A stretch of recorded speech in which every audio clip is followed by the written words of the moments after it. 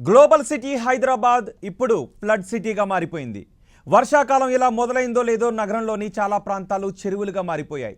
గత ఏడాది వరదల అనుభవాల నుంచి పాలకులు పాఠాలు నేర్చుకోకపోవడంతో నగరం రాత మారలేదు. గత ఏడాది వర్షాలు వరదలతో పోలిస్తే ఏమీ మారలేదు, ఒక్క క్యాలెండర్ తప్ప. అప్పుడు కనిపించిన సీన్లే ఇప్పుడు మళ్ళీ రిపీట్ అవుతున్నాయి.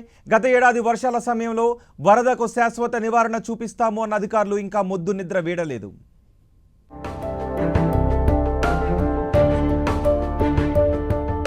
హైదరాబాద్ విశ్వ నగరం, ప్రపంచ స్థాయి సంస్థలకు నయా డెస్టినేషన్. దేశ విదేశాల నుంచి పెట్టుబడుల వరద, కొత్త సంస్థలతో ఒప్పందాలు, వేలు లక్షల కోట్ల పెట్టుబడులకు అగ్రిమెంట్లు. ఇవన్నీ నాణానికి మెరిసే ఓవైపు మాత్రమే. అటువైపు నగరం వెలిగిపోతుంటే మరోవైపు చూస్తే నగరం మునిగిపోతుంది. అటు కంపెనీల పెట్టుబడుల వరద పారుతుంటే ఇటు కాలనీల్లో వరద బురద పారుతోంది. అటు అభివృద్ధి కళ్లకు కడుతుంటే ఇటు అశక్తత కన్నీళ్లు పెట్టిస్తోంది.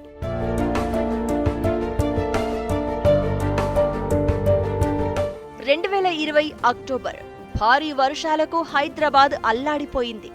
ఒక్కరోజు వాన నగరాన్ని అతలాకుతలం చేసింది. భాగ్యనగర దుస్థితిని కళ్లకు కట్టింది. ఆ ఒక్క వానతో నగరంలోని చాలా ప్రాంతాలు రోజుల తరబడి నీటిలో నానిపోయాయి. నాటి వరద దృశ్యాలే ఇవి.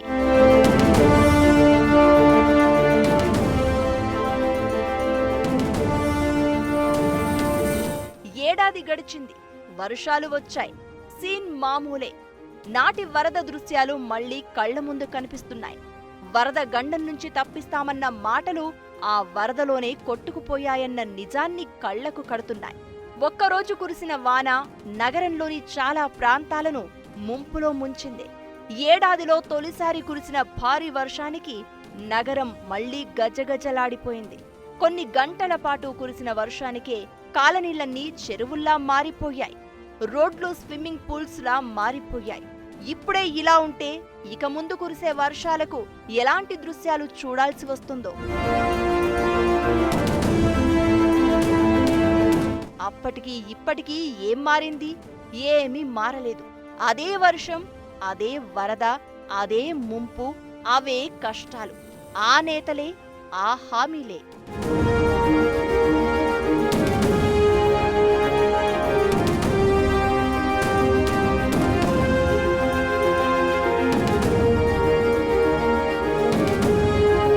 ముసిరేసిందంటే నగరంలోని చాలా ప్రాంతాలు గజగజలాడిపోతాయి. చినుకు మొదలైందంటే కొనుకు కరువవుతుంది. ఒక్క వాన పడితే చాలు ఆ వరద పోవడానికి రోజుల తరబడి ఎదురు చూడాల్సిందే. నగరంలోని మెజారిటీ కాలనీల్లో ఇదే పరిస్థితి. సరూర్ నగర్ అయినా, దిల్సుఖ్ నగర్ అయినా, ఎల్బీ నగర్ అయినా, ఉప్పల్ అయినా, మరో కాలనీ ఏదైనా సేమ్ సీన్, సేమ్ పెయిన్. వాన తగ్గినా వరద వదలదు, నీళ్లు తగ్గినా బురద పోదు. ఇక మ్యాన్ హోల్స్ నిత్య జలపాతాల్లా మురుగునీటి వరదను రోడ్లపై పారిస్తూనే ఉంటాయి.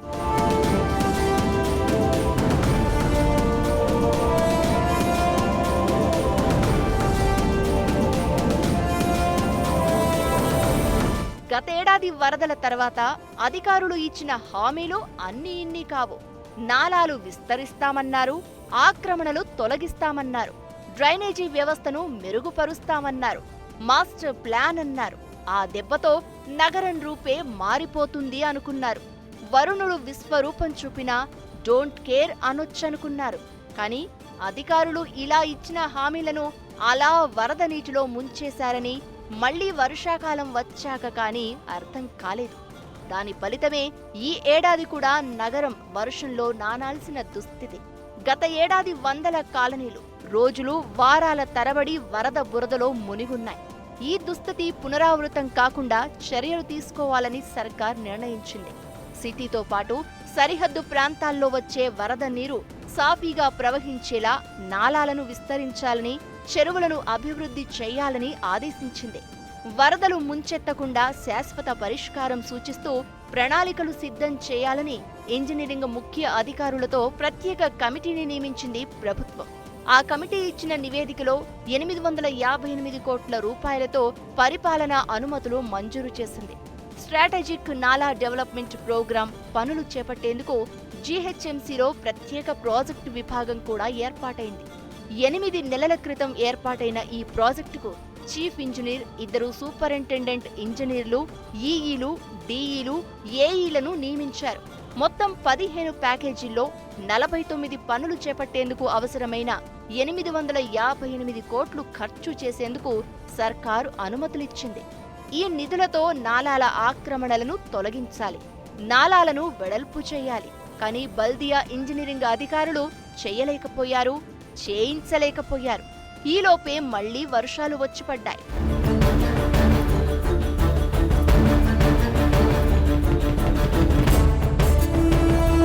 కుండపోత వర్షాన్ని హైదరాబాద్ తట్టుకోలేకపోతోంది. కబ్జాలతో నగరంలోని చెరువులు చాలా వరకు కుచించుకుపోయాయి. సాధారణంగా కురిసే వర్షంతో వచ్చే నీటిని ఒడిసిపట్టుకునే సామర్థ్యాన్ని సిటీలోని చెరువులు ఎప్పుడో కోల్పోయాయి. అలాంటిది కుండపోత వర్షం కురిస్తే చెరువు కింద కాలనీలు కూడా చెరువులాగే మారిపోతున్నాయి. రెయిన్ మేనేజ్మెంట్ విషయంలో అధికారులు విఫలమవుతున్నారు. గత ఏడాది అంతటి స్థాయిలో వరదలొస్తే తాత్కాలిక చర్యలతో మమా అనిపించారే తప్ప శాశ్వత పరిష్కారం చూపిన దాఖలాల్లేవు. అప్పుడు మొద్దు నిద్రపోయిన అధికారులు ఇప్పుడు నిద్రలేచి మరోసారి అవే హామీలిచ్చేందుకు సిద్ధమయ్యారు. వారి నిర్లక్ష్యం జనం పాలిట శాపంగా మారింది. మా కర్మ ఇంతే అనుకుంటూ నీటిలోనే నివసించేందుకు సిద్ధమవుతున్నారు. 100ల కొద్దీ కంపెనీలు వస్తే, 1000 కోట్ల పెట్టుబడులు వస్తేనే విశ్వనగరమవుతుందా? జనం ప్రాణాలు అరచేత పట్టుకునే పరిస్థితి విశ్వనగరంలో ఉంటుందా? వర్షాకాలంలో ఈ నగరానికి దిక్కెవరు?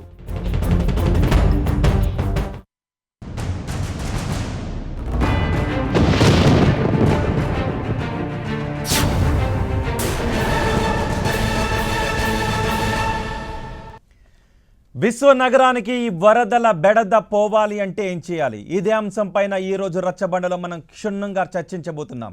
ఈ చర్చలో మనకి అందుబాటులో ఉన్నారు Padmanabha Reddy, forum for good governance నుంచి, అలాగే Shekhar Reddy, retired engineer GHMC, అలాగే శ్రీధర్ రెడ్డి ఉన్నారు, టీఆర్ఎస్ నేత, ఎన్వీఎస్ఎస్ ప్రభాకర్ ఉన్నారు బీజేపీ నుంచి, దాసోజు శ్రవణ్ కాంగ్రెస్ నేత కూడా మనకి 10 టీవీ స్టూడియోలో అందుబాటులో ఉన్నారు. మరి కొద్దిసేపులో ప్రొఫెసర్ నాగేశ్వర్ విశ్లేషకులు మనకు అందుబాటులో ఉంటారు. ఎస్, ముందుగా అందరికీ నమస్కారం అండి.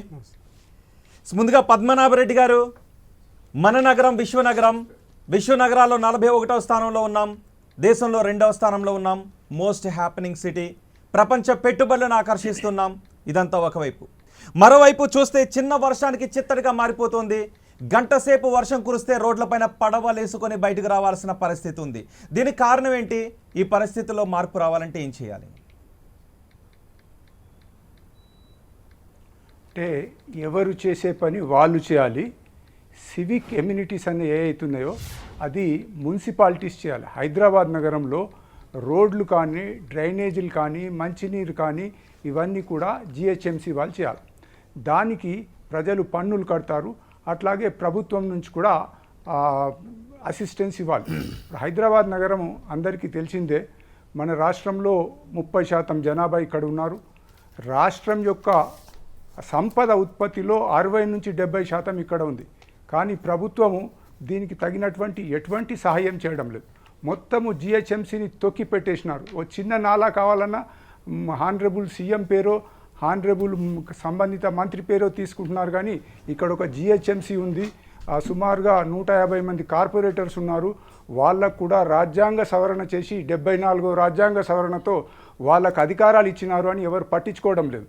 ఈ కారణంతో ఏమైపోయిందంటే అంత డిస్జాయింటెడ్ అయిపోయింది. అంటే జిహెచ్ఎంసీని పక్కకు పెట్టేసినారు. ఎవరు దాన్ని పట్టించుకోవడం లేదు.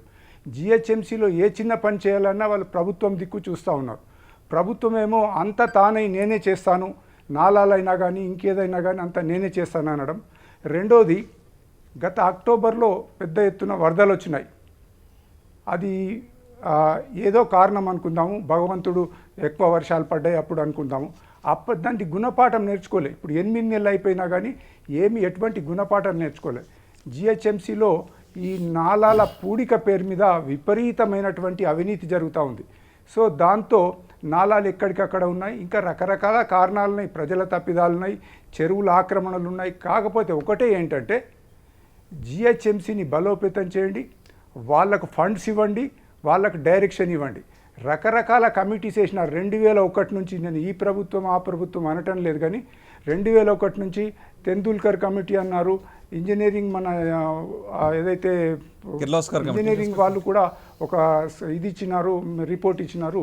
ఇటువంటి ఇన్ని రిపోర్ట్స్ ఉన్నా కానీ ఏమి ముందుకు జరగలే. మళ్ళీ కొత్తగా స్ట్రాటజిక్ నాలా డెవలప్మెంట్ అన్నారు, ఒక కమిటీని వేసినారు, వాళ్ళు 900-1000 కోట్లతోనూ ఒక స్కీమ్ ఇచ్చినారు, అంతే అయిపోయింది. ఇప్పుడు జిహెచ్ఎంసీలో ఏ కాంట్రాక్టర్ కూడా పనిచేయడానికి ముందుకు రావడం లేదు. ఎందుకంటే ఒక సుమారుగా 800 కోట్ల బకాయిలు ఉన్నాయి. ఈ మధ్యలో పత్రికల్లో చూసినాం, ఒక చిన్న కాంట్రాక్టరు సంవత్సరాల తరబడి ఆయన పెండింగ్లో ఉంటే హార్ట్ అటాక్ అని చచ్చిపోయినాడు. అంటే డబ్బులు లేకుండా మేము ప్లాన్ తయారు చేసినాము, ఇది చేస్తాము అది చేస్తామంటే కాదు.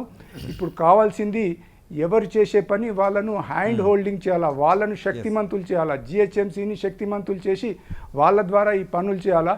దీనికి ఇప్పుడున్న పరిస్థితులలో మాత్రము నేను సజెస్ట్ చేసేది ఏంటంటే 2 వే అప్రోచ్ ఉండాలి. ఒకటి షార్ట్ టర్మ్, అంటే ఇమ్మీడియట్గా ఎక్కడెక్కడైతే సఫర్ అవుతున్నారో వాళ్లకు రిలీఫ్ మెజర్స్ ఇవ్వాలా. లాంగ్ టర్మ్ ప్లాన్ అంటే ఒక 10 ఏళ్ళ లోపల ఏం చేయాలన్నది చేయాలా. అప్పుడే చాలా మటుకు ఛానల్స్లో మనం చూస్తున్నాము. కిందటిసారి వరదలు వచ్చినప్పుడు చక్కగా ఫుడ్ ప్యాకెట్స్ ఇచ్చినారు, 10,000 రూపాయలు ఇచ్చినారు. ఎందుకు ఇచ్చినారు? ఆ 3 నెలల తర్వాత ఎలక్షన్స్ ఉండేవి. ఇప్పుడు ఎలక్షన్స్ లేవు కాబట్టి వాడు పట్టించుకునే నాతులు లేడు. ఆ మాదిరిగా తయారైపోయింది మన వ్యవస్థ. ఎస్ శ్రీధర్, శేఖర్ రెడ్డి గారు ఉన్నారు, రిటైర్డ్ ఇంజనీర్. శేఖర్ రెడ్డి గారు, మీకేం కనిపిస్తుంది? నమస్తే. వాస్తవంగా గతంలో పూర్వీకులు ఏం చేశారంటే మన చెరువులన్నీ కూడా మనం నీళ్లు స్టోరేజ్ చేసుకొని ఇరిగేషన్, డ్రింకింగ్ వాటర్ చేసుకోవాలని ఉద్దేశంతో ఎక్కడెక్కడైతే స్ట్రీమ్లు ఉన్నాయో అక్కడ మనం చెరువులు కట్టుకోవడం ఇవన్నీ చేయడం జరిగింది. అయితే దీని అర్బనైజేషన్ వచ్చిన తర్వాత మెల్లమెల్లగా ఏం చేశారంటే చెరువులో ఇల్లు కట్టుకోవడము, తర్వాత దాని నాళలను ఎంక్రోచ్ చేయడము, తర్వాత వచ్చే చిన్న పిల్ల కాలువలు కూడా దాన్ని మొత్తం దాన్ని ఇండ్లు కట్టుకోవడం లేకుండా చేయడము.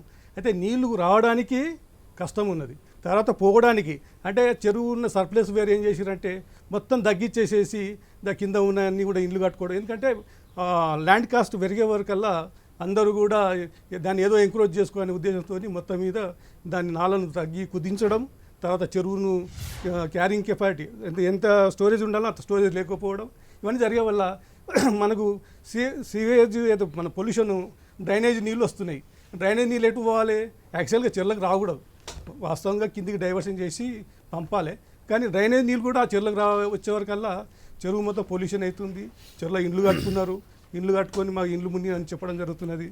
అయితే దీని వలన పొల్యూషన్ వచ్చేసి సడన్గా క్లౌడ్ బస్ట్ అవుతున్నాయి.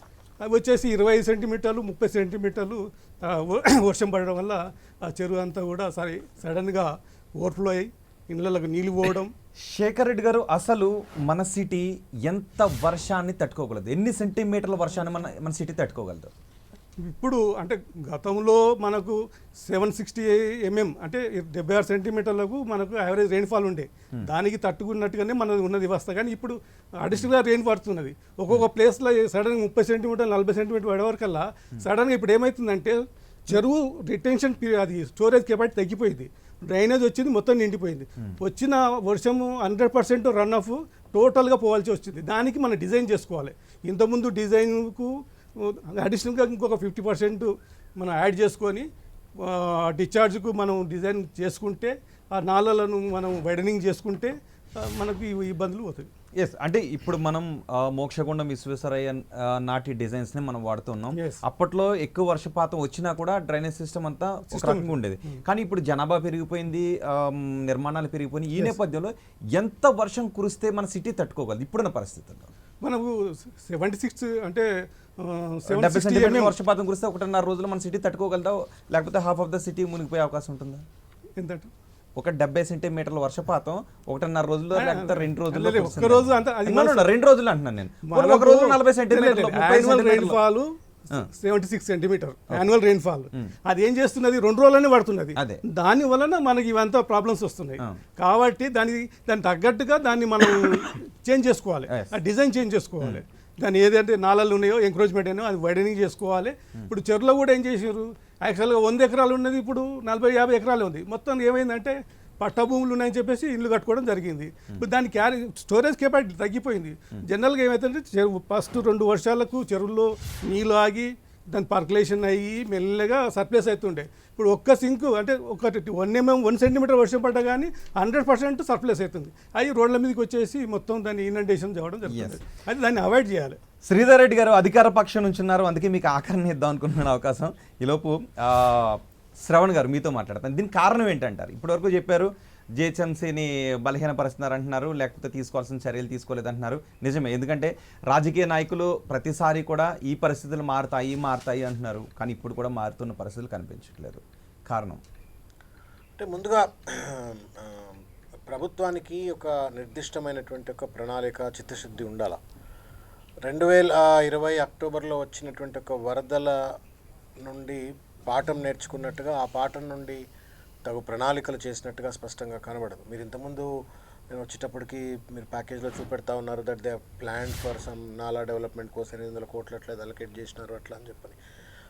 ఇంతవరకు నాకు తెలిసి వాళ్ళు డిపిఆర్ కూడా చేయాల, డీటెయిల్ ప్రాజెక్ట్ రిపోర్ట్ చేయలేదు, దానికి టెండర్లు కాల్ఫల్ చేయలేదు, అంత చెట్ల మీద ఇస్తాలు కొట్టినట్టుగా అట్లా ఉంది. అది అంతే తప్ప వాళ్ళు ఇంతవరకు దానిపైన ఏ రకమైనటువంటి నిర్దిష్టమైన చర్యలు చేపట్టలేదు.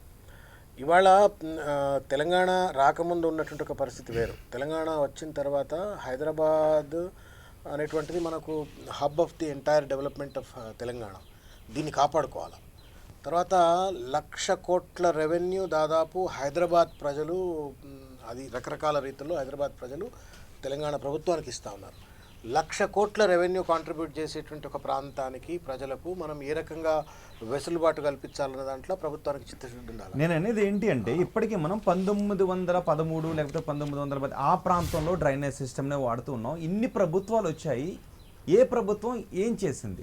ఎప్పటికప్పుడు ఇదే జరుగుతుంది. 2000 సంవత్సరం ఎక్కువ కొన్ని మనకి బాగా జ్ఞాపకం అనుకుంటే 2000 సంవత్సరం తీసుకుందాం. 2000 సంవత్సరం తీసుకుంటే హైదరాబాద్ సిటీకి ఎన్నిసార్లు వరదలు వచ్చాయి?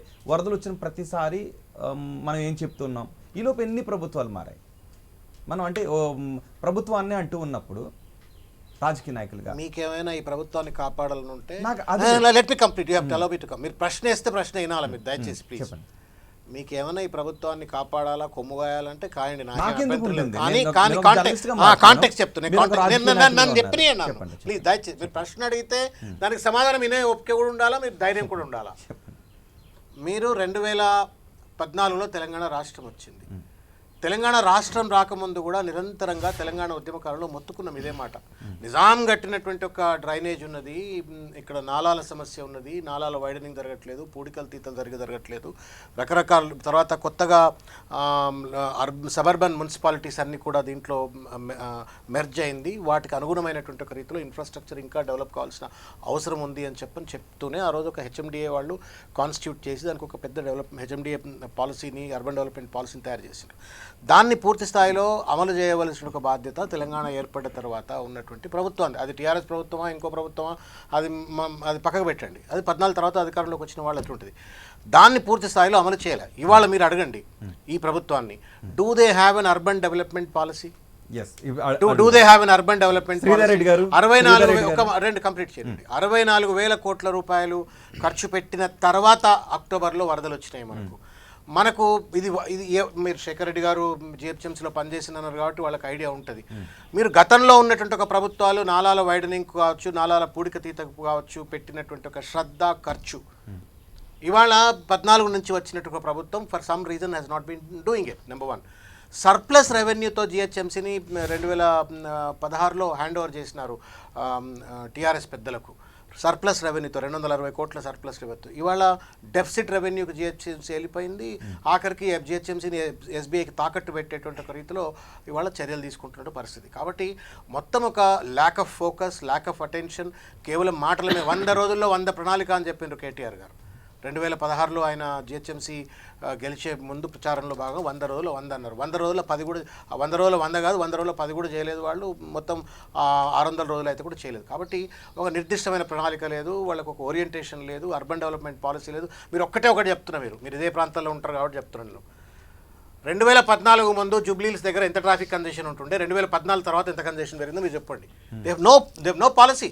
ఎక్కడ పడితే అక్కడ మాల్లో పర్మిషన్, ఎక్కడ పడితే అక్కడ హై రైజింగ్ టవర్స్ పర్మిషన్. నీకు డ్రైనేజ్ కండిషన్ ఆటోమేటిక్ అవుతుంది, లోడ్ పడుతుంది. నీకు అవుటర్ రింగ్ రోడ్ కట్టుకునేందుకు outside the outer ring road development జరగాల, ఈ ట్రాఫిక్ క్లటర్ జరగాల, డ్రైనేజ్ మీద లోడ్ తగ్గిపోవాలా, ఒక సమతుల్యమైన అభివృద్ధి జరగాలని చెప్పని.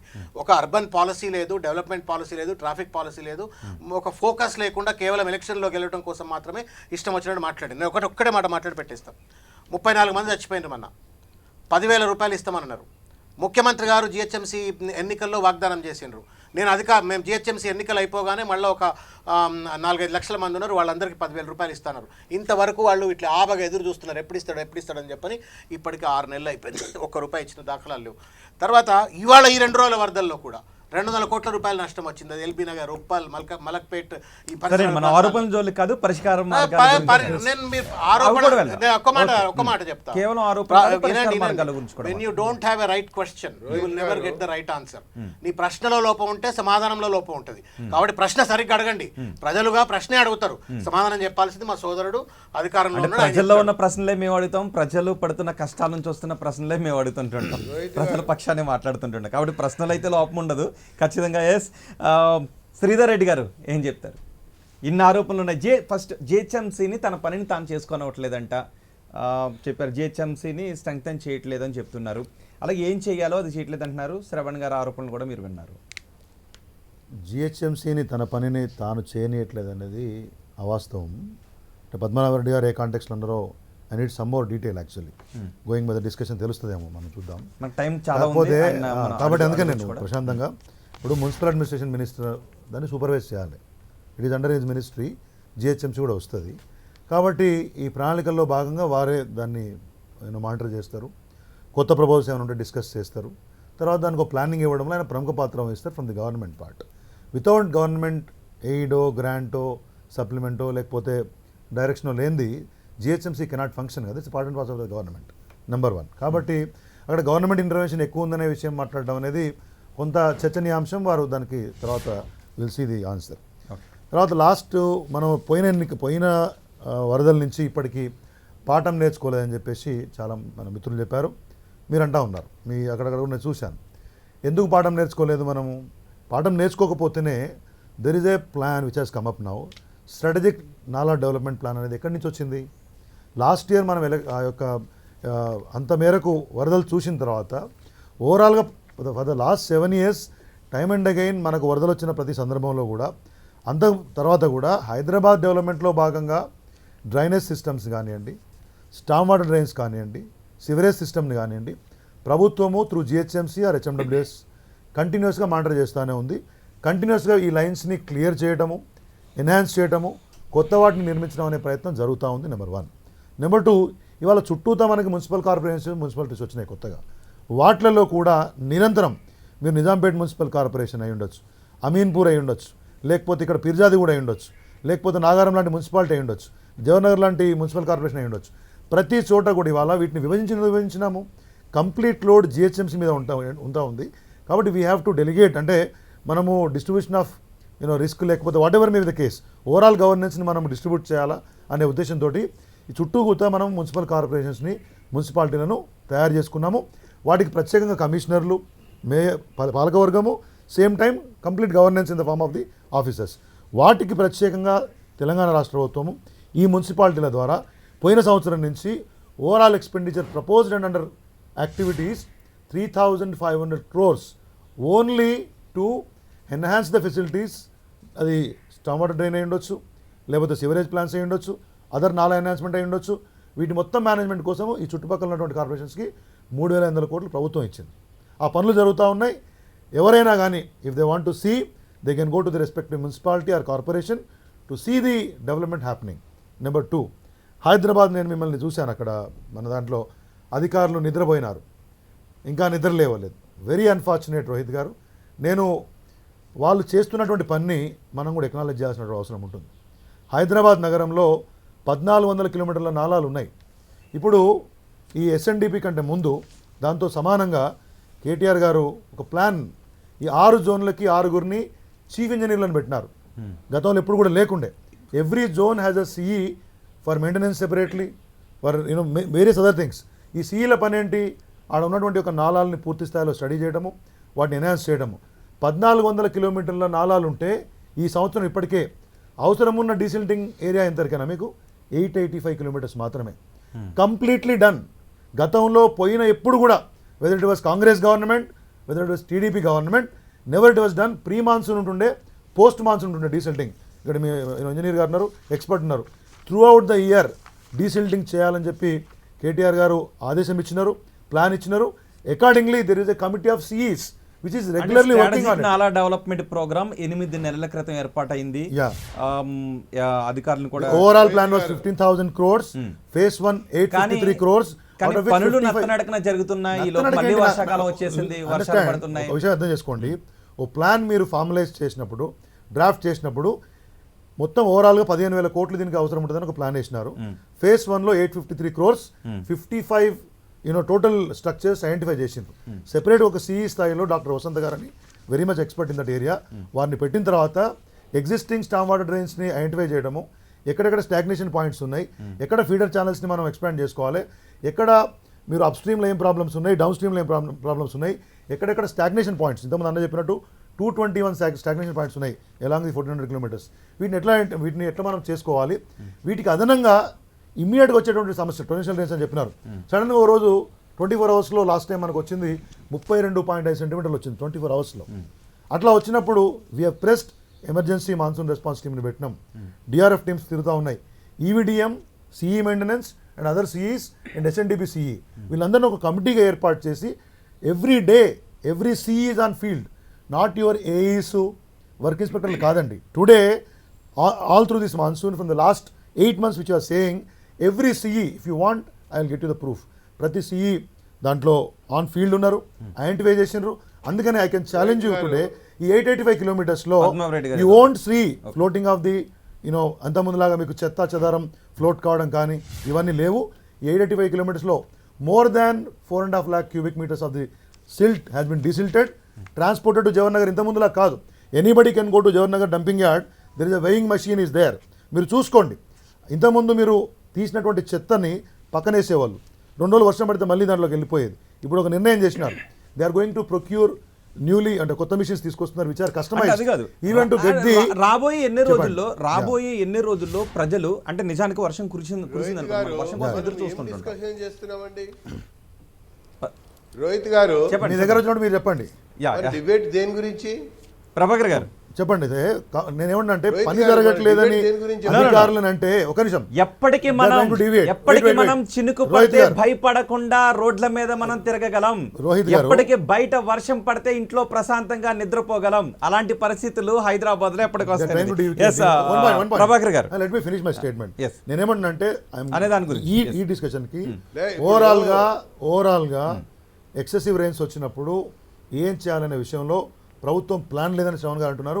We are completely planned, well equipped with the manpower and machinery. గతంలో లాగా లేదనే విషయాన్ని చెప్పదలుచు. ప్రభాకర్ గారు, ఇవన్నీ మీకు కనిపిస్తున్నాయా? రోహిత్ గారు చెప్పండి. రోహిత్ గారు, ఇప్పుడు శ్రీధర్ రెడ్డి గారికి ఎంత టైం ఇచ్చారో శ్రవణ్ గారికి ఎంత టైం ఇచ్చారో నాకు కూడా అంత టైం. సరే, ఖచ్చితంగా ఇస్తాం. సమయం కూలంకుషంగానే చర్చిద్దాం. పరిష్కార మార్గం కావాలి మనకి. కేవలం విమర్శలు ప్రతి విమర్శలు కాదు, మీరు అన్నట్టు పరిష్కార మార్గం కావాలి కాబట్టి సమయం ఇస్తాం. ఖచ్చితంగా మాట్లాడారు. వినండి, అక్కడ శేఖర్ రెడ్డి గారు కూడా ఉన్నారు. వారి సర్వీస్ మొత్తం కూడా ఈ చెరువుల మీదనే పోయింది. వారు రిటైర్ అయినటువంటి తర్వాత కూడా అడ్వైజర్గా కొంతకాలం పాటు మళ్ళీ ఈ చెరువులకు సంబంధించినటువంటి విషయంలోనే జిహెచ్ఎంసీ పరిధిలోనే పనిచేశారు. Okay, correct. నెక్స్ట్ విషయానికి వస్తే, రాష్ట్రం ఏర్పడ్డ తర్వాత ఫస్ట్ 2 సంవత్సరాల పాటు జిహెచ్ఎంసీ పరిధిలో ఉన్నటువంటి చెరువుల విషయంలో ప్రభుత్వం టోటల్ కన్ఫ్యూజన్లో ఉంది. ఇరిగేషన్ శాఖ చూడాలా, జిహెచ్ఎంసీ చూడాలా, ఇరిగేషన్ శాఖ చూడాలా, జిహెచ్ఎంసీ చూడాలా. అప్పుడు ముఖ్యమంత్రి కేసీఆర్ గారు పురపాలక శాఖని పర్యవేక్షిస్తున్నారు. ఎట్టికేలకి అది జిహెచ్ఎంసీ పరిధిలో ఉన్నటువంటి చెరువులన్నీ కూడా పురపాలక శాఖనే చూస్తుంది అని చెప్పని నిర్ణయించారు. నేను శాసనసభ్యుడిగా ఉండి మాట్లాడుతున్నటువంటి మాటలు ఇవి. అప్పుడు నేను ఎమ్మెల్యేగా ఉన్నాను, జరిగినటువంటి మాటల్ని మాట్లాడుతున్నాను. శేఖర్ రెడ్డి గారికి కూడా ఈ విషయాలు తెలుసు. తెలంగాణ మొత్తం కూడా మిషన్ కాకతీయ అమలు జరిగింది. తెలంగాణ మొత్తం కూడా మిషన్ కాకతీయ అమలు జరిగింది. హైదరాబాద్ మహానగరంలో మిషన్ కాకతీయ, హైదరాబాద్ మహానగరంలో కానీ శివారు ప్రాంతాల్లో ఉన్నటువంటి రంగారెడ్డి జిల్లాలో జిహెచ్ఎంసీ పరిధి, ఇందాక శ్రీధర్ రెడ్డి గారు చెప్పినటువంటి మున్సిపల్ లిమిట్స్ లో ఎక్కడ కూడా మిషన్ కాకతీయ పేరు మీద ఒక్క చెరువుని కూడా అభివృద్ధి చేయడం కొరకు చేసినటువంటి ఒక ప్రయత్నం దాఖలాలు లేవు. ఇక మూడో విషయానికి వస్తే, ఒక్కొక్క చెరువు, శేఖర్ రెడ్డి గారు అక్కడనే ఉన్నారు, ఒక్కొక్క చెరువు ఈ 7 సంవత్సరాల కాలం, అంతకుముందు 10 సంవత్సరాల కాలం, అంటే ఒక 17 సంవత్సరాల కాలంలో ఒక్కొక్క చెరువు యొక్క FTL కనీసం 4 సార్లు మార్చబడింది. ఒక్కొక్క చెరువు యొక్క FTL 4 సార్లు మార్చబడటం వల్ల ఆ యొక్క చెరువు ఆక్రమణలకు గురవటానికి కారణం ఈ FTL తరచుగా మార్చడం వల్లనే అన్నటువంటిది ప్రధానమైనటువంటి అంశం. దానికి శేఖర్ రెడ్డి గారు కూడా సమాధానం చెప్పాలి, ప్రభుత్వం కూడా సమాధానం చెప్పాలి. ఆ రకంగా ఆక్రమణలు జరుగుతూ వచ్చినటువంటి మాట వాస్తవం. ఇక పోతే ఇది అయిపోయిన తర్వాత ఎట్టికేలకి జిహెచ్ఎంసి ఈ యొక్క చెరువుల నిర్వహణ వచ్చినటువంటి తర్వాత ఇక చెరువులకి నిధులు కేటాయించారు. నేను ఎమ్మెల్యేగా ఉన్నప్పుడే రామంతపూరు పెద్ద చెరువు, చిన్న చెరువు, ఉప్పల్ పెద్ద చెరువు, నల్ల చెరువు, కప్రా ఎర్రగుంట చెరువు, అట్లాగే HMT నగర్ చెరువు, అట్లానే కప్రాకు వచ్చేసరికి కప్రా పెద్ద చెరువు, చెర్లపల్లి చెరువు, దీనికి సంబంధించినటువంటి నాలాలు, దీనికి సంబంధించినటువంటి చెరువు సుందరీకరణలు, దీనికి చెరువుకు సంబంధించినటువంటి విస్తీర్ణము, మిగతా విషయాల్లో కూడా మన సోమేష్ కుమార్ గారు కమిషనర్ గా ఉండి నల్ల చెరువుకి, రామంతపూర్ చిన్న చెరువుకి వారు కమిషనర్ గా వెళ్లిపోతూ నిధులు మంజూరు చేశారు. ఈ రోజు వరకు ఖర్చు పూర్తి కాల. వారు చీఫ్ సెక్రటరీ గారు కూడా అయ్యారు. ఇక అది ఒక విషయం. తర్వాత విషయానికి వస్తే శాఖల నడుమ సమన్వయం. శేఖర్ రెడ్డి గారు అక్కడే ఉన్నారు. ఎన్నిసార్లు నేను కూర్చోబెట్టాను. HMDA, రెవెన్యూ, జిహెచ్ఎంసి, ఇరిగేషన్, ఈ రకంగా ఇన్నిసార్లు మళ్ళీ చెరువులకు సంబంధించినటువంటి విషయంలో చీఫ్ ఇంజనీర్లు ఇన్నిసార్లు కూర్చోబెట్టినటువంటి తర్వాత కూడా సరిహద్దుని గుర్తించలేకపోయాం, FTL ని ఫిక్స్ చేయించలేకపోయాం. ప్రతి చెరువు వెనకాల ఎందుకు ఇవన్నీ చేయలేకపోయారు? నీళ్లు ఇంకొక వైపున ఎందుకు ఇవన్నీ చేయలేకపోయాం అంటారు ప్రభాకర్? అరే, ఒక వైపున పూర్తి అవినీతిమయం అవటం, ఆక్రమణల్ని ప్రభుత్వం పెంచి పోషించడం, అక్రమంగా కడుతున్నా కూడా అధికారులు చోద్యం చుట్టం, ఇవన్నీ జరుగుతూ వచ్చాయి. ఇవన్నీ అయిపోయినాయి. ఇక తర్వాత లాస్ట్ 2 ఇయర్స్ బ్యాక్ ఎప్పుడైతే భారీ వర్షాలు పడ్డాయో అసెంబ్లీలో చర్చ జరిగింది. చర్చ జరిగినప్పుడు నేను ఒక ఇంజనీర్గా మాట్లాడుతున్నాను కూడా చెప్పాను. ఆన్ రికార్డ్స్ ఉన్నాయి. నేను చెప్పాను, ఎమ్మెల్యే సమీక్షలో చెప్పాను, తర్వాత శాసనసభలో చెప్పాను, నేను ఇంజనీర్గా చెప్తున్నానని చెప్పి చాలా విషయాలు for maximum discharge what should be the cross section of the నాలా ఫర్ క్రిటికల్ వెలాసిటీ అని చెప్పని నేను వివరించినటువంటి తర్వాత కూడా కాంట్రాక్టర్ల కోసం గుడ్డిగా నాలాలని వైడనింగ్ చేయాలన్నారు. ఎంత వైడనింగ్ చేయాలన్నారు తెలుసా? 150 ఫీట్ల వరకు వైడనింగ్ చేయాలని చెప్పన్నారు. అంటే నాగార్జున సాగర్ లెఫ్ట్ కెనాల్ ఎంత విడుతుంటుందో, రైట్ కెనాల్ ఎంత విడుతుంటుందో అంత విడుతూ ఈ యొక్క నాలాల్ని వైడనింగ్ చేయాలన్నారు. సరే, నాలాల్ని వైడనింగ్ చేయాలన్నారు. మరి చెరువు డీసిల్టింగ్ చేయాలన్నారా? ఒక్క చోట కూడా చెరువుని డీసిల్టింగ్ చేయడం కొరకు ప్రణాళిక చేయలే, ఆలోచన చేయలే. ఒకవైపున నాలా వైడనింగ్ చేస్తే చెరువు నీళ్లు వస్తే ఎక్కడ నిండుతుందండి? బస్తీలు నిండవా?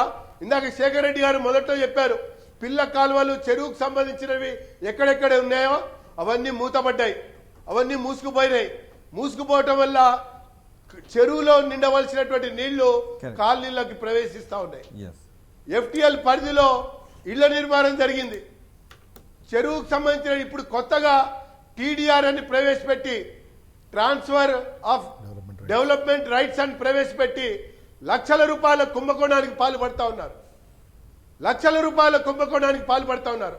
832 సర్టిఫికెట్లు జారీ చేశారు.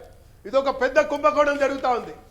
పడుకున్న వాడిని లేని వాడిని నీళ్లు ఉన్నటువంటి ఒక ప్లాట్ ఓనర్కి రాజేష్ చూపించి ఇది నీ ప్లాటు మేము టీడీఆర్ ఇస్తాం రా అని చెప్పని గెలిచిన కార్పొరేటర్లు ఉన్నటువంటి ఎమ్మెల్యేలు లక్షల రూపాయలు తీసుకొని టీడీఆర్లు ఇస్తామని చెప్పని దోచుకుంటున్నారు దాచుకుంటున్నారు.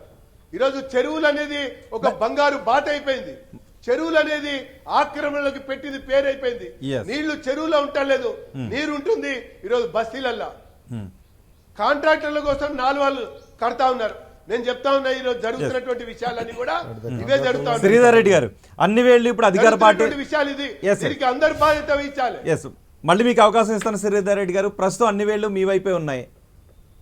ఇప్పుడు గవర్నమెంట్ ఆన్సరబుల్ కాబట్టి చెప్తాం, కానీ వేగ్గా కొన్ని మాటలు చెప్తే నేను చెప్పలేను. అంటే కేవలం నాలాలు వెడల్పు చేస్తే సరిపోతుందా? ఒకటి ఆ నీళ్ళని ఎక్కడి నుంచి కిర్లోస్కర్ కమిటీ దగ్గర నుంచి ఇవాళ ఏ కమిటీ ఇచ్చినా నార్మల్గా చెప్పేది ఏంటి, నాలాలు ఎంకరేజ్మెంట్స్ తీసేయమని చెప్తారు, ఎగ్జిస్టింగ్ నాలాస్ని ఎన్హాన్స్మెంట్ చేయమని చెప్తారు, వాటికి కొన్ని ప్రామాణికంగా చేసే ప్రయత్నాలు చేస్తారు. బట్ హైదరాబాద్ మన స్ట్రక్చర్స్ ఇప్పుడు చూసినప్పుడు కిర్లోస్కర్ రిపోర్ట్ కొంత ఇంప్రాక్టికల్గా ఉందనే విషయం ఎందుకు అనుకున్నామంటే more than 28,000 houses has to be removed. దగ్గర మీకు తెలిసి చాలా డబ్బులు అంటే 12,000 కోట్ల రూపాయలు కాంపెన్సేషన్ ఇవ్వాల్సిన పరిస్థితి ఉండే. అది ప్రాక్టికల్ కాదు కాబట్టి మేజర్గా ఈ టోటల్ అవుట్ఫ్లోని ఆ డిశ్చార్జ్ని డిస్టర్బ్ చేసేది 1200 స్ట్రక్చర్స్ ఏమో ఉన్నాయి. వాటిని తీయాలని వాటికి డబ్బులు కేటాయించుకొని వాటిలో మేజర్గా ఇప్పుడే తీసేసినారు. The drive is on. That is number 1 point. కాబట్టి ఆ పని అయిపోయింది కదా. రెండవది ప్రభాకర్ గారు చివరి చెప్తున్నారు కాంట్రాక్టర్ల కోసం డ్రైన్లు కడుతున్నారని. కాంట్రాక్టర్ల కోసం డ్రైన్లు ఎందుకు కడతారండి? అట్లా ఉంటుందా? There is a proper system. ఇప్పుడు వారు ఇంజనీర్ ఉన్నారు కదా, ఎక్కడ డ్రైన్ అవసరం ఉంది మీరు ఇండెంట్ రైజ్ చేసినప్పుడు దానికి ఒక డిపిఆర్ తయారు చేసినప్పుడు దానికి ఒక ఎస్టిమేట్ అధికారులకు ఇచ్చినప్పుడు థరో వెరిఫికేషన్ అవుతుంది.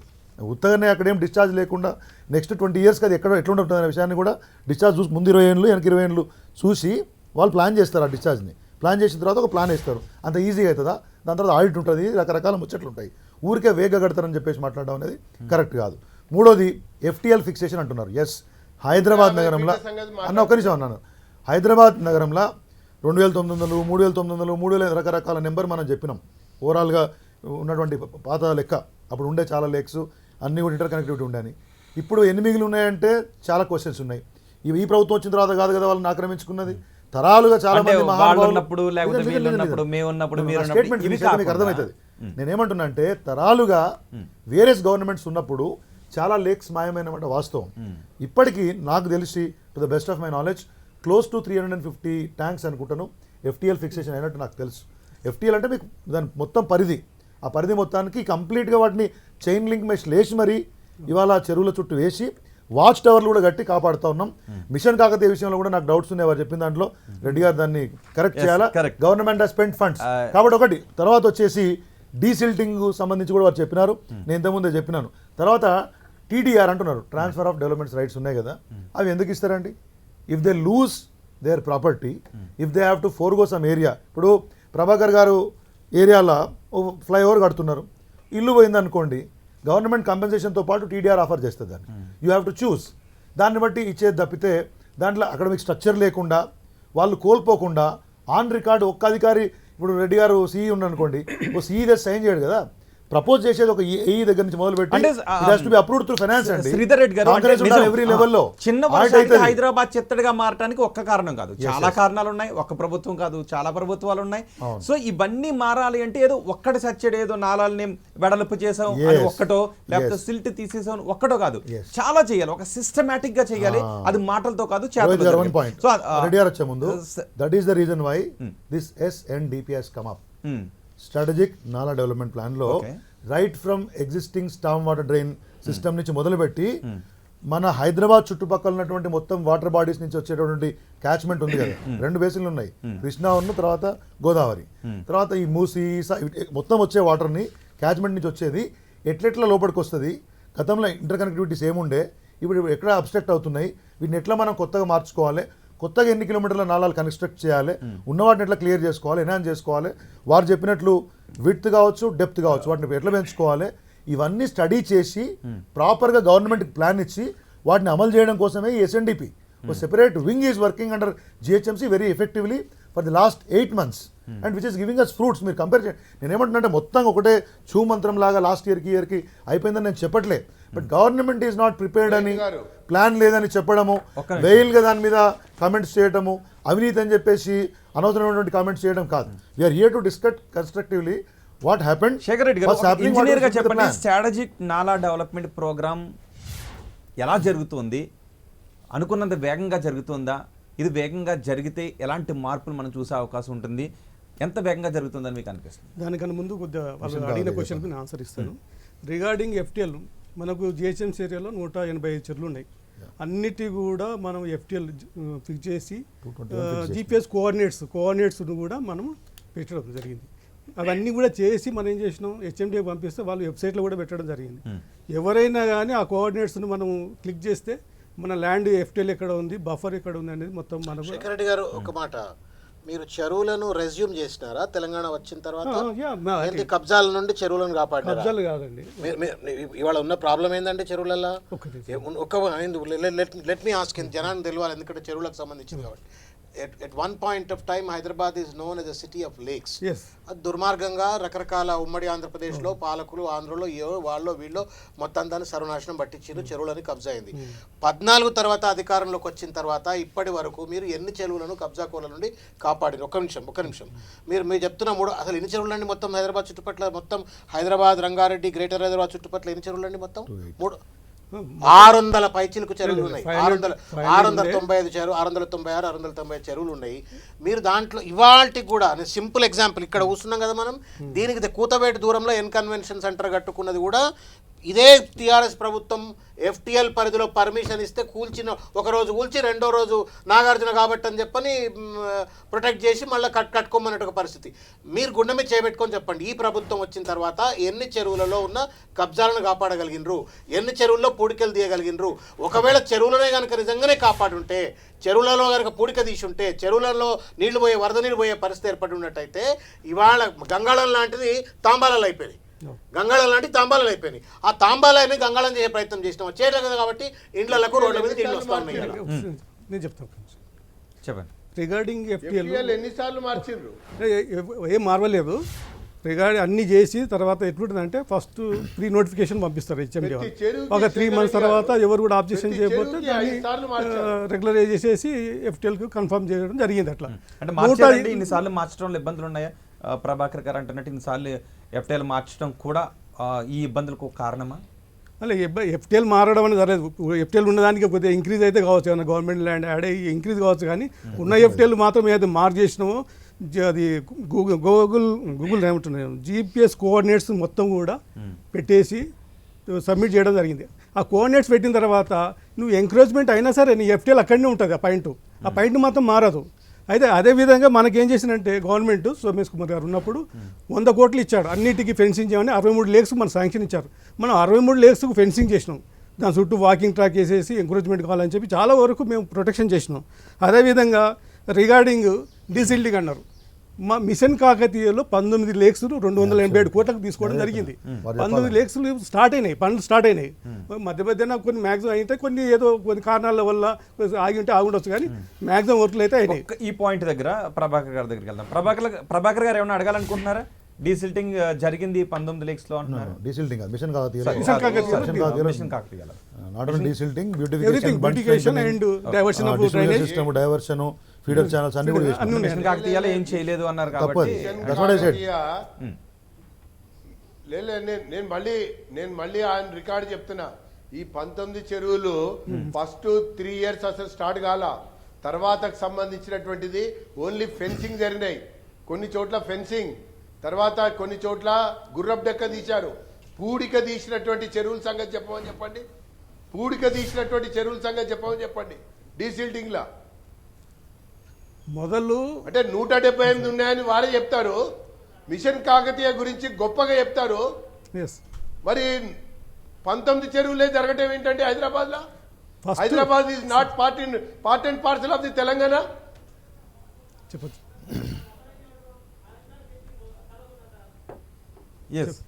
చెప్పండి. ఇప్పుడు ఫస్ట్ ఫేజ్ కింద గతంలో మిషన్ కాకతీయ కింద మనం చెరువులు తీసుకోవడం జరగలేదు.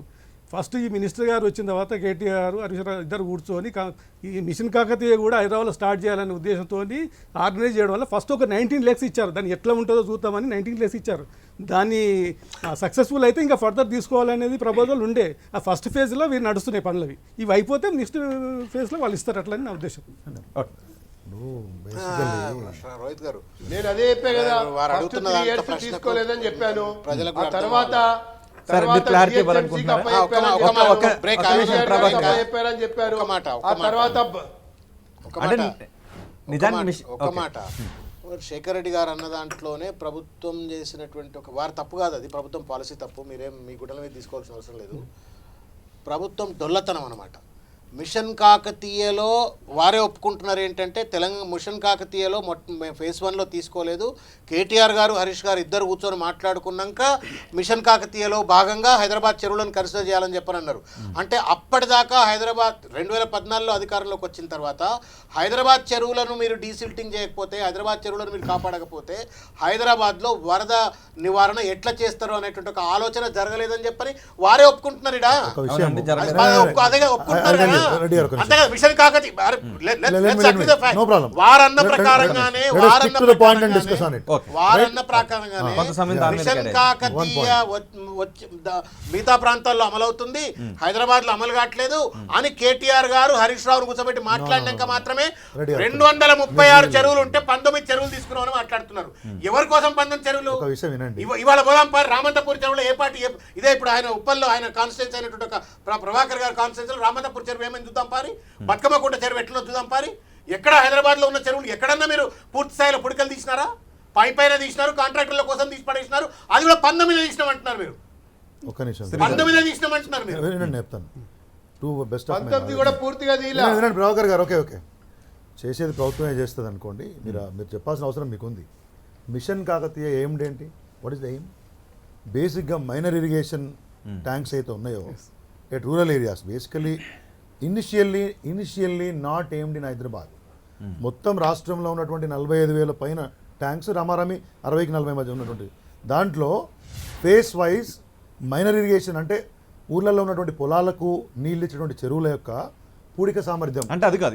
ఈ జిహెచ్ఎంసీ పరిధిలో ఈ జిహెచ్ఎంసీ పరిధిలో ఉన్న ఈ చెరువుల పూడిక తీస్తే అదే చెప్తున్నా, వరద నివారణకి ఇది కూడా ఉపయోగపడుతుంది. అదే చెప్తున్నా మీకు. తప్పుదో పట్టించకూడదు. మిషన్ కాకతీయ అనేది పథకమే. నేను వినండి, పథకమే దవాయిస్తే నడవదు కదా, వినాలి కదా, మీరు వినాలి కదా. నేను చెప్పింది you can't tell me what should be applied. Okay, hold, మీరు వినండి. మిషన్ కాకతీయ యొక్క ప్రధాన ఉద్దేశము I'm not you can condemn it. Okay, మీరు అయితే ఆ ట్యాంక్స్ మాత్రం వినండి.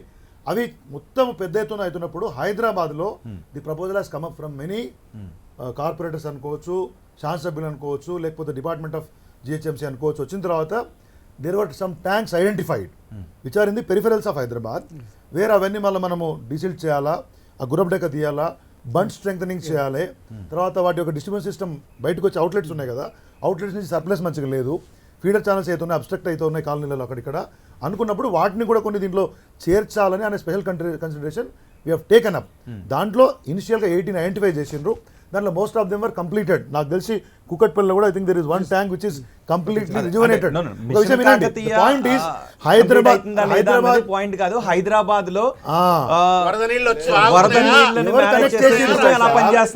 రోహిత్ గారు ఆ విషయాన్ని ఎవరు దానికి దీనికి లింక్ పెట్టినరు? మీరు చర్చ చేసేదానికి నేను చెప్పిన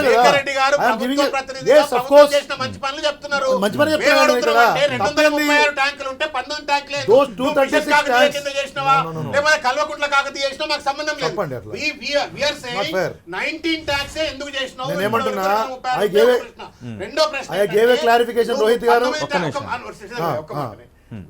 మీరు ప్రభుత్వం మీరు చేసేటోళ్ళు, మేము బాధలు పడేటోళ్ళు, చేయించాల్సిన వాళ్ళు చేయాల్సిన వాళ్ళు చేయించాల్సిన వాళ్ళు చేయాల్సిన వాళ్ళు చేయించాల్సిన వాళ్ళు ఒత్తిడి తీసుకురావాల్సిన వాళ్ళు.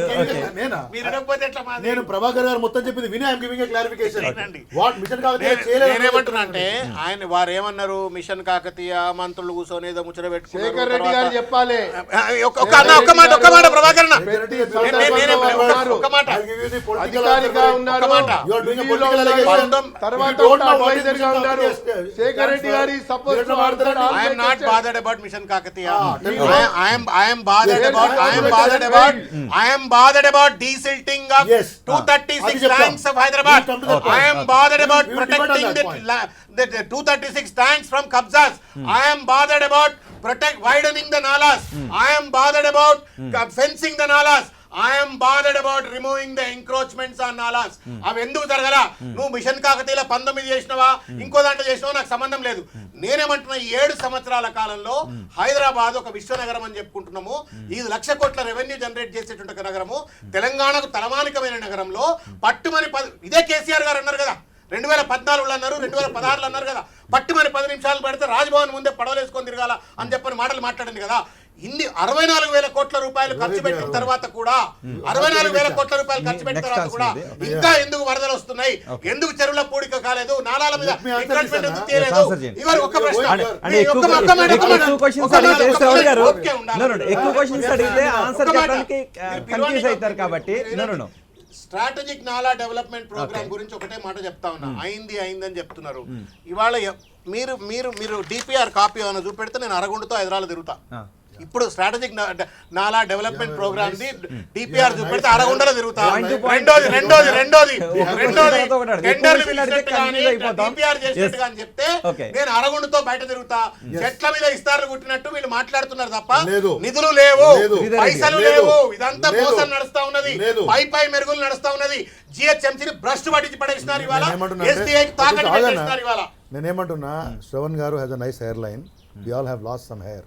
మీ హెయిర్ మీకు బాగుండాలని నేను కోరుకుంటాను. మీరు గుండుతో పోయే పరిస్థితి రానియము, but we will tell you the facts. నేనేమంటున్నా అంటే, మీరు 220 చెరువుల 250 చెరువుల వాటిని డీసిల్ట్ చేయలేదు, లేకపోతే ఎఫ్టీఎల్ కాపాడలేదు. We have answers. I'm telling you. 160 కాదు, నేను చెప్తున్నాను 221 ఇన్ లిమిట్స్ ఆఫ్ జిహెచ్ఎంసీ. వాటిని కంప్లీట్ ఎఫ్టీఎల్ ఫిక్స్ చేసి they are protected by the whatever equipment it is. Even watch towers కూడా కట్టినాం కొన్ని దగ్గర. You come and see. కాబట్టి ఒకవేళ ఎంకరేజ్మెంట్ అయితే కూడా వాలిడ్ పాయింట్ ఏంటంటే, even if you come in, ఎక్కడైనా ఒక దగ్గర మెష్ లేకపోతే that is the government property, they will be evacuated, which is happening. ఒకటి. రెండవది, ఈ ట్యాంక్స్ అన్నింటిని కూడా ప్రాపర్గా ప్రొటెక్ట్ చేసుకుంటూ వస్తూ ఉన్నామని ఒకటి చెప్పినా కదా. ఎస్ఎన్డిపిలో ప్లాన్లు అంటున్నారు. ఎస్ఎన్డిపి కంప్లీట్ కావడం అంటూ ఉండదు. It's begin, it is initiated, it is of course yes. ఎస్ఎన్డిపిలో నేను ఇప్పుడు తెప్పిస్తా మీకు. ఎస్ఎన్డిపిలో ఐఎమ్ టెల్లింగ్ యూ 55 ప్రాజెక్ట్స్ ఏదైతే ఐడెంటిఫై చేసినామో, నేను right away before the end of the discussion నేను తెప్పిస్తాను. అవసరమైతే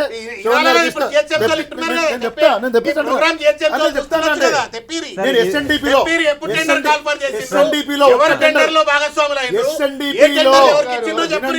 ప్రోగ్రామ్ ఎస్ఎన్డిపిలో ఒక్క టెండర్ మీరు చూసినా గానీ you have to be answerable for what you are saying. కాబట్టి నేను ఏమంటున్నా అంటే, you are bothered for many things. మీరేమంటున్నారు? You are bothered for desilting, you are bothered for extension of drains. The government is more bothered, the government is more concerned, the government is more committed. కాబట్టి వాళ్ళు round the clock 6 CEs and 1 SNDP CE and round clock CE గారు, తర్వాత more specifically the honourable minister KTR గారు continuously monitoring. మీరు రండి on ground. Comparatively to the discharge. No వరద నష్టం ఎవరు ఇచ్చిండ్రు? ఏ గవర్నమెంట్ ఇచ్చింది? yes. 4 లక్షల మందికి ఖైరతాబాద్ కాన్స్టిట్యున్సీలో I am here to prove మన చర్చ వరద నష్టం గురించి. ఖైరతాబాద్ కాన్స్టిట్యున్సీలో how many affected were given? వరద నష్టం కాదు మనకు కావాల్సింది, అసలు వరదలు లేని నగరం కావాలి. ప్రభాకర్ గారు 600 కోట్ల పైన డిస్పర్స్ చేసినాము. No government has lend in the past. Central ఏమైనా రూపాయి ఇచ్చిందా? ప్రభాకర్ గారు మాట్లాడుతున్నారు. రోహిత్ గారు దీనికి ఆన్సర్ చెప్పాలి. ప్రభాకర్ గారు మాట్లాడే ముందు, వాట్ ఇస్ దిస్? ఇది statement by the minister of Rohit గారు, యూనియన్ మినిస్టర్ హర్దీప్ సింగ్ పూరి. ఏం చెప్పినాడు? Centre owned fund Hyderabad strategic నాలా డెవలప్మెంట్ ప్లాన్. ఇది జూమ్ చేయమని చెప్పి అడుగుతున్నాను. Centre owned fund Hyderabad strategic నాలా డెవలప్మెంట్ ప్లాన్. ఎవరు ఇచ్చినారు? Hardeep Singh puri is the minister concern for ULBs. ఎప్పుడు ఇచ్చినాడు? నాట్ ఫార్ అగో, 26th March 2021, right before the monsoon. What right BJP has to ask us? నేను అడుగుతున్నా, మీరు అడగండి. We're here to answer. నీ మినిస్టర్ చెప్తాడు, నేను ₹1 ఇవ్వలేను, మేము వరదలలో కొట్టుకపోతే ₹1 ఇవ్వవు, మా నాలా డెవలప్మెంట్ ప్లాన్కి ₹1 ఇవ్వవు, మా దేనికి రా పైసలు ఇవ్వవు. మీరు కొట్లాడరు కదా? ఉన్న మీరు 75 కొట్లాడరు పాలకులు కదా? తీసుకుపోయి గోదావరి బేసిన్ లో జియో ఇచ్చి నాదే అని చెప్తావు. What right BJP has to ask today? Answer this. Prabhakar garu. Doesn't give the money. Prabhakar garu Rohit గారు, చెప్పండి. ప్రభాకర్ గారు రోహిత్ గారు, నేను మాట్లాడచ్చా? మాట్లాడండి మీరే. అరే నువ్వు ఇంటి పన్ను వసూలు చేసుకుంటూ, ఆస్తి పన్ను వసూలు చేసుకుంటూ, పన్నుల మీద పన్ను వసూలు చేసుకుంటూ ఈడ రాష్ట్రాన్ని అన్ని రకాల వనరులు సమీకరించుకున్నావని చెప్పిన తర్వాత ఈడ జిహెచ్ఎంసీ గెలిచింది నువ్వు. జిహెచ్ఎంసీలో నువ్వు అధికారం ఉన్నావు, నువ్వు మాట చెప్పినావు, మాట చెప్పినాక నువ్వు చేయాలి. నువ్వు చేయలేక నువ్వు ఇక్కడ ఇష్టం వచ్చినట్టు మాట్లాడతావు ఎందుకు? నీ తండ్రి కొడుకులు ఇద్దరు కూడా జిహెచ్ఎంసీ ప్రజానికాన్ని మోసం చేశారు. నువ్వు రాష్ట్రమంతటా నువ్వు మిషన్ కాకతీయ అంటావు, హైదరాబాద్ లో మిషన్ కాకతీయ అంటారు. ఒక్క చెరువును అభివృద్ధి చేయలేదు. నువ్వు ఏదో ప్లాన్ చేసి కాంట్రాక్టర్ల కోసం టెండర్లు డబ్బులు ఎందుకు ఇస్తారండి? డబ్బులు ఎందుకు ఇస్తారండి? హైదరాబాద్ వ్యక్తిగత ఆరోపణలు ఏంటండి? ప్రభాకర్ గారు, మన వ్యక్తిగత ఆరోపణలు మన హైదరాబాద్ వరద ముప్పు లేని పరిస్థితులను సృష్టించడం ఎలా? మీరు ఇంత ముందు లేచినట్టున్నారు. మీరు తండ్రి కొడుకులు ఇట్లాంటి ఇక్కడ మాట్లాడుకుంటే నేను 100 మాట్లాడతాను ఇట్లా. ఆరోపణలు ప్రత్యారోపణలు కాదండి. మనం ఏం చేయాలి? మీరు రూపాయి సాయం చేయలేక, కేంద్రాన్ని అడగలేక మీరు ఎందుకున్నారు? Why use your minister there from here? అభివృద్ధి చేసి చూపిస్తాం. కాదు ప్రజలు ఓటేయాలి. మీకు మిమ్మల్ని నమ్మకనే ఓట్లేదు. మిమ్మల్ని నమ్మకనే ఓట్లేదండి. మేమెందుకు తప్పుకుంటామండి? శ్రీధర్ రెడ్డి గారు ఒకవేళ రాకపోతే హైదరాబాద్ వరదల ముప్పు నుంచి తప్పుకోలేదా? ఈరోజు శేఖర్ రెడ్డి గారు భారతీయ జనతా పార్టీ నుంచి నేను అడిగినటువంటి ప్రశ్నలకి శేఖర్ రెడ్డి గారు అధికారిగా చేసినప్పుడు అడ్వైజర్ గా ఇరిగేషన్ సంబంధించినటువంటి అన్ని నగరాలకి అహ్మదాబాద్ డబ్బులు ఇస్తారు, లేకపోతే మహారాష్ట్రకు డబ్బులు ఇస్తారు, లేదా బీజేపీ పాత్ర. మేము ఏమడిగినాము మిమ్మల్ని? మీరు ఇంత ఘనంగా క్వశ్చన్ చేసినప్పుడు you have a responsibility to fund the state. మేము అడిగినాం 3 సార్లు. ఏమి గుజరాత్, మీరు వేరే ఏ స్టేట్కి ఇవ్వదు మేము అడిగాం కదా. గుజరాత్లో మన వరదలు వచ్చినాయి, ప్రైమ్ మినిస్టర్ గారు ఏరియా సర్వే చేసినారు, సంతోషం, 1000 కోట్లు ఇచ్చినారు. హైదరాబాద్ ఏం పాపం చేసింది? హైదరాబాద్ ప్రాంతంలో మునిగిపోయిన ఇండ్లు, చనిపోయిన వ్యక్తులకు మీరు కేంద్ర ప్రభుత్వం అసలు బాధ్యత లేదంటే బీజేపీ కూడా ఇక్కడ ఓటు వేయడానికి అర్హత లేని అడుగుతుంది. నేనంటే మీరు తండ్రి కొడుకులు మోసం చేసినారు, మీరు దేశాన్ని మోసం చేసినారు.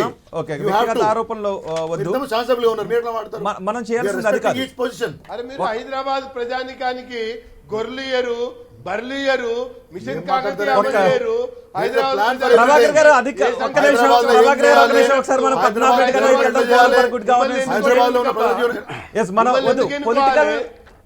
పొలిటికల్ రాజకీయ ఆరోపణలు ప్రత్యారోపణలు కాదండి మన వేదిక ఉద్దేశం. హైదరాబాద్ విశ్వనగరంగా ఉన్న వేళ, విశ్వ పెట్టుబడులు ఇక్కడికి వస్తున్న వేళ మనం ఈ వరదల బారి నుంచి బయటపడాలంటే ఎలా? ఈ వరదల బెడదను తప్పించుకోవాలంటే ఎలా?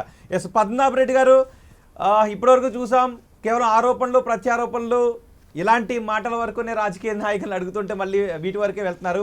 మనం ఏం చేయాలి? ఇంతకు ముందు మీరు అన్నారు జిహెచ్ఎంసీని స్ట్రెంథెన్ చేయట్లేదు, జిహెచ్ఎంసీని తన పనిని తాను చేసుకోవట్లేదు అంటున్నారు. మరోవైపు శ్రీధర్ రెడ్డి గారు అంటున్నారు సెంట్రల్ నుంచి ఫండ్స్ రావట్లేదు అని అంటున్నారు. సో నేను అడిగింది ఏంటంటే పద్మారెడ్డి గారిని ఏ కాంటెక్స్ట్ లో జిహెచ్ఎంసీని స్వయంగా పనిచేయట్లేదు అని వారు చెప్పడం కానీ, గవర్నమెంట్ ఓవర్ ఇంటర్వెన్షన్ ఉందని చెప్పడం కరెక్ట్ కాదు. ఏ కాంటెక్స్ట్ లో చెప్పారు? యూ హావ్ టు సబ్స్టాన్షియేట్ అని చెప్పినాక అంతే. సెంట్రల్ అనేది అది వేరే ఇష్యూ. అది that is between me and Prabhakar. అంటే నాకున్న అవగాహన మేరకు నిపుణులు చెబుతున్న విషయం ఏంటి అంటే వరదలకు వెళ్లాల్సినటువంటి వరద నీరు వెళ్లాల్సినటువంటి కాలువలు, మురుగు నీరు వెళ్లాల్సినటువంటి కాలువలు కూడా మన దగ్గర కలిసిపోతున్నాయి. సెపరేట్ సిస్టమ్ లేదు అని చెప్తున్నారు. అలాంటి ఓకే, పద్మనాభ రెడ్డి గారు ఏమంటారు? ఇప్పుడు మనం ఏది మాట్లాడినా ఒకటి రాజ్యాంగం అంటూ ఉన్నది. రాజ్యాంగంలో ఏమన్నారంటే municipalities are the institutions of self governance. అంటే వాళ్ళకి ఇచ్చిన పనులను వాళ్ళు చేయాలి. గత 7 ఏళ్ల నుంచి మీరు మున్సిపల్ బడ్జెట్ చూడండి. వీళ్ళు ఒక 8,000 కోట్ల బడ్జెట్ పంపితే గవర్నమెంట్ దాన్ని కట్ చేసి 4,000 కోట్లు దీంతోనే సాగును ఏమైనా చేసుకుంటాను. ఎక్కడ కూడా ఇది చేయలే. బాంబే మున్సిపాలిటీ ఉంది, 40,000 కోట్ల బడ్జెట్ అక్కడ. అంటే మనకంటే ఆల్మోస్ట్ డబుల్ పాపులేషన్ ఉంది. బట్ సంవత్సరానికి ఒక 4,000 కోట్లు ఉద్యోగస్తుల జీతభత్యాలకే విధిలించి ఊకుంటున్నారు. కానీ మున్సిపాలిటీకి ఇగో మీరు ఈ పని చేసుకుంటున్నారు కదా ఓకే అని చెప్పడం జరగలేదు. ఇంకోటి ఏంటంటే రాజ్యాంగం ఏం చెప్తుందంటే ప్రతి వార్డులో వార్డ్ కమిటీస్ ఉండాలా, అక్కడ ప్రజలు వాళ్ళకు నాలాలతో ప్రాబ్లం ఉందా, రోడ్లతో ప్రాబ్లం ఉన్నదా వాళ్ళు చెప్పాలా, ఒక ప్లాన్ తయారు కావాలా, ఆ ప్లాన్ ప్రకారం పని కావాలా. ఇప్పుడు అలా జరగడం లేదు. పుండొక దగ్గర ఉంటే మందొక దగ్గర పెట్టినట్టుగా ఉంది. ఇంకోటి ఇక్కడ మనం ఇష్యూ చూడాల్సింది ఏంటంటే proof of pudding is eating it. Pudding మా ఇంట్లో చేసుకున్నాం బ్రహ్మాండంగా ఉందంటే కాదా, తిన్నప్పుడే సంతోషం. ఇప్పుడు మిత్రులు చెప్పినారు ఇంజనీర్స్ పని చేస్తున్నారు, మంత్రులు పని చేస్తున్నారు, అంత రౌండ్ ద క్లాక్ పని చేస్తున్నారని. చేస్తుండొచ్చు వాళ్ళు, కానీ ప్రజలకు మాత్రం ముంపులో గురైపోతున్నారు. అంటే అక్కడ ప్రజలకు కావాల్సింది ముంపు కాకుండా ఉండాలా. మరి మీరు ఇంజనీర్లు పని చేస్తున్నారా, మంత్రులు పని చేస్తున్నారా, దట్ ఈస్ సెపరేట్ థింగ్. ఇంకొక ఇష్యూ ఇక్కడ మనం చూడాల్సింది ఏంటంటే నాలాల గురించి, మన లేక్ల గురించి డిస్కస్ చేస్తున్నారు. అయా టెక్నికల్గా చెరువుకు ఎఫ్టీఎల్ ఉంటుంది, ట్యాంక్కు ఎఫ్టీఎల్ ఉండదు. ట్యాంక్ అంటే ఉదాహరణకు దుర్గం చెరువు ఉంది, it is a tourist tank, దానికి ఒక లిమిట్ ఉంటుంది, ఆ బార్డర్ వరకే ఎప్పుడు వాళ్ళు నీళ్లు మెయింటైన్ చేయాలి. ఈ ఇష్యూస్ని విడిచిపెట్టినారు. ఇప్పుడు ఇక్కడ లేక్స్ డివిజన్ అని పెట్టినారు, మున్సిపాలిటీ వాళ్ళు కూడా అదే ట్యాంకుల మీద అధికారం. అంటే డ్యూయల్గా దీని అవుతా ఉంది. ఇప్పుడు లేక్స్ డివిజన్ వాళ్ళు ఏమంటారు, ఈ మేము కింద ఆయకట్టు ఉంటుంది, ఒకప్పుడు ఉండే, ఇప్పుడు అది కూడా లేదు, ఎంక్రోచ్ అయిపోయింది, మేము మెయింటైన్ చేస్తామంటారు. మున్సిపాలిటీ వాళ్ళు మేము మెయింటైన్ చేస్తామంటారు. ఈ విధంగా చూస్తూ ఉంటే ఏంటంటే ఒక పద్ధతిలో లేదు. ఇంకో ఇంపార్టెంట్ పాయింట్, నేను ఈ పార్టీ ఆ పార్టీ అనటం లేదు, అక్కడ ఉన్న పార్టీ పెద్దలందరినీ they are all my good friends. 2001లో విపరీతంగా హైదరాబాద్లో వరదలు వచ్చినాయి. తర్వాత రకరకాల కమిటీలు వేసినారు. ఇప్పుడు జిహెచ్ఎంసీలో 3 కమిటీల రిపోర్ట్స్ ఉన్నాయి. ఒక్క కమిటీ రిపోర్ట్ కూడా దులపలేదు. ఎందుకు? వాళ్ళకి తెలుసు పైసలు రావు, ప్రభుత్వం ఏదన్నా దయదలిచి 4 పైసలు ఇస్తే పని చేస్తాం, లేకుంటే లేదు. ఆ విధంగా తయారైపోయింది ఇప్పుడు మున్సిపాలిటీ జిహెచ్ఎంసీ లిమిట్స్లో ఎమ్మెల్యేల పేరు మీద 3 కోట్లు 5 కోట్లు అని ఇచ్చినారు. అది ఎక్కడ ఖర్చు పెట్టినారో తెలియదు. ఒక 19 మంది ఎమ్మెల్యేలు, ఒక 15 మంది వరకు ఎమ్మెల్సీలు ఉన్నారు. ఇది డ్యూయల్ అవుతుంది. మేము చాలాసార్లు చెప్పినాను ప్రభుత్వానికి, ఈ ఎమ్మెల్యేలకు ఎమ్మెల్సీలకు ఇచ్చే పనులు దయచేసి మున్సిపాలిటీకి జిహెచ్ఎంసీకి ఇవ్వండి, వారి పనులు చేసుకుంటారని. లాస్ట్ అండ్ ఫైనల్ ఏంటంటే మనకు ఫండ్స్ రిలీజ్ చేయడానికి ఫైనాన్స్ కమిషన్ ఉంటుంది. 15th ఫైనాన్స్ కమిషన్ హైదరాబాద్ వచ్చింది. మేము జిహెచ్ఎంసీని అడిగినాం ఒక స్పెషల్ ప్లాన్ తయారు చేసి ఆ ఫైనాన్స్ కమిషన్కి ఏంటని, పెద్దగా ఏం చేయలే. మళ్ళీ మేము ఫోరం ఫర్ గుడ్ గవర్నెన్స్ నుంచి హైదరాబాద్ ఫార్మా ఇండస్ట్రీ బాగా పెద్ద ఎత్తున జరుగుతుంది, ఎక్స్పోర్ట్ చేస్తున్నారు, దేశానికి లాభం అవుతుంది, దీనికి ఒక స్పెషల్ ప్యాకేజ్ కింద ఒక 5,000 కోట్లు ఇవ్వండి అంటే వాళ్ళు మాకు రిప్లై ఇచ్చినారు. గవర్నమెంట్ నుంచి ఏం ప్రపోజల్ రాలే, వస్తే మేము తప్పకుండా కన్సిడర్ చేస్తామని. ఈ విధంగా జరుగుతూ ఉంది. బ్లేమ్ చేసుకోకండి స్టేట్ గవర్నమెంట్ తప్ప, సెంట్రల్ గవర్నమెంట్ తప్ప. కావాల్సింది ప్రజలకు రిలీఫ్ కావాలా. ఇవాళ హైదరాబాద్లో మున్సిపాలిటీ లెక్కల ప్రకారం 1500 స్లమ్స్ ఉన్నాయి. సుమారుగా 28 నుంచి 30 లక్షల మంది అక్కడ బతుకుతున్నారు. వాళ్ళ గురించి పట్టించుకోలేదు. కానీ స్ట్రాటజిక్ రోడ్ డెవలప్మెంట్ ప్లాన్ 40,000 కోట్లు తెచ్చేసేసి ఫ్లైఓవర్స్, గ్రేడ్ సెపరేటర్స్ అవన్నీ చేస్తున్నారు. అది కావాలని నేను దాన్ని అబ్జెక్షన్ చేస్తలేను. But that is for me second priority. First priorities ప్రజలకు కనీసంగా బతకడానికి 4 చినుకులు పడ్డా కానీ ఇళ్లకు నీళ్ళు రాని పరిస్థితి ఉండాలన్నది కోరుకుంటున్నాము. ప్రభుత్వం టోటల్గా, ఈ ప్రభుత్వం ఆ ప్రభుత్వం కాదు, 2001 నుంచి కూడా పట్టించుకున్న నాతులు లేదు. నాలాలను గాలికి వదిలిపెట్టినారు. ఏది మాట్లాడినా విశ్వనగరము అని చెప్పుకుంటున్నారు. కానీ డౌన్లో పేద ప్రజలకు ఏం కష్టాలు అవుతున్నాయని పట్టించుకున్న నాతులు. అంటే మీకు ఏమనిపిస్తుంది, రాబోయే ఎన్ని సంవత్సరాల్లో ఇప్పుడు జరుగుతున్న పనులు కానీ ఇప్పుడు తీసుకుంటున్న చొరవ కానీ చూస్తుంటే పోనీ రాబోయే ఎన్ని సంవత్సరాల్లో ఇలాంటి పరిస్థితి నుంచి బయట పడగలం అనిపిస్తుంది మీకు? ఈ డైరెక్షనే రాంగ్ ఉంది. డైరెక్షన్ అంటే మున్సిపాలిటీ జిహెచ్ఎంసీ చేసిన పనులు జిహెచ్ఎంసీని చేయనియండి. అది వాళ్ళు చేసినప్పుడు ఒక చిన్న ఎగ్జాంపుల్ చెప్తాను. 1930 శతకంలో అహ్మదాబాద్ నగరంలో రెగ్యులర్గా ఫ్లడ్స్ వచ్చాయి. సబర్మతి రివర్ ఉంది అక్కడ. అయితే అక్కడ మేయరు 4 చినుకులు పడగానే గొడుగు పట్టుకొని బయటకు వెళ్ళేది. దాంతోనే ఆఫీసర్స్ అంతా పోయేది. ఎక్కడ ఏం ప్రాబ్లం వచ్చినా వెంటనే ఆన్ ద స్పాట్ డిసిషన్ తీసుకునేది. ఆ మేయర్ పేరు సర్దార్ వల్లభాయ్ పటేల్. ఇవాళ అట్లా ఉన్నదా? మేయర్లు కానీ కార్పొరేటర్లు కానీ పోతున్నారా? ఏదో గవర్నమెంట్ నుంచి ఇప్పటికీ గుజరాత్ లో అహ్మదాబాద్ లో drain water flood water management system బాగుంది. కానీ అలాగే బెంగళూరులో కూడా బాగుంది. జిహెచ్ఎంసీకి ఫండ్స్ ఇవ్వాలా, వాళ్ళని పని చేయించాలా. కానీ అది లేనప్పుడు ప్రభుత్వమే అంతా తానే చేస్తానంటే ఇట్లాగే ఉంటుంది. వరదలు వచ్చినప్పుడు మళ్ళీ ఒక 4 గంటలు మాట్లాడుకుంటాము, పోతాము, శరమామూలుగానే ఉంటుంది. శ్రీధర్ రెడ్డి గారు. ఇప్పుడు ఒకటండి ఇది ఇట్స్ రెగ్యులర్ ప్రాసెస్ బేసికల్లీ. నేనేమంటున్నా అంటే ఇవాళ వర్షం పడితే ఎస్పెషల్లీ అవుట్స్కర్ట్స్ మీరు చూడండి ఎక్కడెక్కడైతే మీకు బాగా వాటర్ ఇండేషన్ వస్తూ ఉందో న్యూలీ డెవలప్డ్ కాలనీస్, లేకపోతే అక్కడక్కడ పాసిబుల్ ఎంక్రోచ్మెంట్స్ ఉన్న దగ్గర, లేకపోతే ఎగ్జిస్టింగ్ ప్లాన్కి ఎక్కువగా అక్కడ డెన్సిటీ పాపులేట్ అయిన ఏరియాలో తప్పితే జనరల్ సిటీలో comparatively to the past we have a huge development. లేకపోతే గతంలో కంటే ఇప్పుడు సొలేస్తుంది ఆ ఒక్క point దగ్గర, ఈ ఒక్క point దగ్గర. అవునా, Yeah. అవునా, సార్, అవునా, అవునా? వారికి కొనసాగి Okay. ఒక్క నిమిషం. నేను మీరు- నేను అసలు చెప్తూ ఎక్కువ అయితే answer ఎక్కువ questions లేదు లేదు లేదు. నేను కంప్లీట్ ఈ ఒక్క చేయలే. point దగ్గర, ఈ ఒక్క point చెప్పండి దగ్గర. చెప్పండి శ్రవణ్ చెప్పండి గారు. నేను కంప్లీట్ చేయలే. నేను చెప్పిన చెప్పండి. కాబట్టి ఇది అప్పటి నుంచి for the last so many years, ఇప్పుడు హైదరాబాద్ బిల్ట్ ఓ 429 ఇయర్స్, ఇప్పుడు ఈ మొత్తం కాలంలో జరిగినటువంటి అంటే టోటల్ కొత్తగా ఏర్పడ్డ శివారు ప్రాంతాలు ఎట్లెట్లా బాగుంది. నేను ఏమంటే వాటి యొక్క బర్డన్ ఆటోమేటికల్లీ ఇప్పుడు మీకు అటు నుంచి water flows towards this and మూసీకి వెళ్ళి అక్కడి నుంచి మనం will be draining it out. కాబట్టి వీటి మీద బర్డెన్ ఎక్కువ ఉంది. Internal system of the city more or less మనం ఎంత ఎన్హాన్స్మెంట్ చేసినా కానీ ఎట్లెట్లయితే కాలనీస్ పెరుగుతున్నాయో అది మొత్తం కూడా ఇక్కడికి అక్యుమిడేట్ వచ్చే వరకు మళ్ళీ సిమిలర్ ప్రాబ్లమ్స్ వస్తా ఉన్నాయి. అంటే ఎవ్రీ ఇయర్ పర్యవేక్షణ ప్లానింగ్ కరెక్ట్ గా లేదండి. భౌగోళికంగా హైదరాబాద్ పర్యవేక్షణ ప్లానింగ్ ఒకటి గుర్తుపెట్టుకోండి. ఇంతకుముందు పద్మనాభరెడ్డి గారు ముంబైతో కంపేర్ చేశారు ది బడ్జెట్స్ లేకపోతే ఇన్కమ్ అనేది. ఇప్పుడు Mumbai is a commercial capital of the country. ఆడ ఉండే కమర్షియల్ ఎస్టాబ్లిష్మెంట్స్, ఆడ ఉండేటువంటి టోటల్ ఇన్కమ్ టు ది అంటే మిగతా నగరాలతో ఒక్కసారి compare చేద్దాం శ్రీధర్ రెడ్డి గారు. నా క్వశ్చన్ ఒక్కటి, చెప్పండి. హైదరాబాద్ మధ్యలోంచి మూసీ నది వెళ్తుంది. హైదరాబాద్ లో చాలా చెరువులు ఉన్నాయి, హైదరాబాద్ లో ఎత్తు పల్లాలు ఉన్నాయి. వీటినన్నింటినీ కూడా ఒక స్ట్రీమ్ లైన్ లో చేసుకుని ఎక్కడెక్కడ క్రాస్ పైప్స్ వేసుకోవాలి, క్రాస్ కెనాల్స్ నిర్మించాలి, ఇవన్నీ చేసుకుంటూ మూసీని ప్రక్షాళన చేసి చెరువులన్నింటినీ చేస్తూ ఉంటే ఇది సాధ్యం కాదా?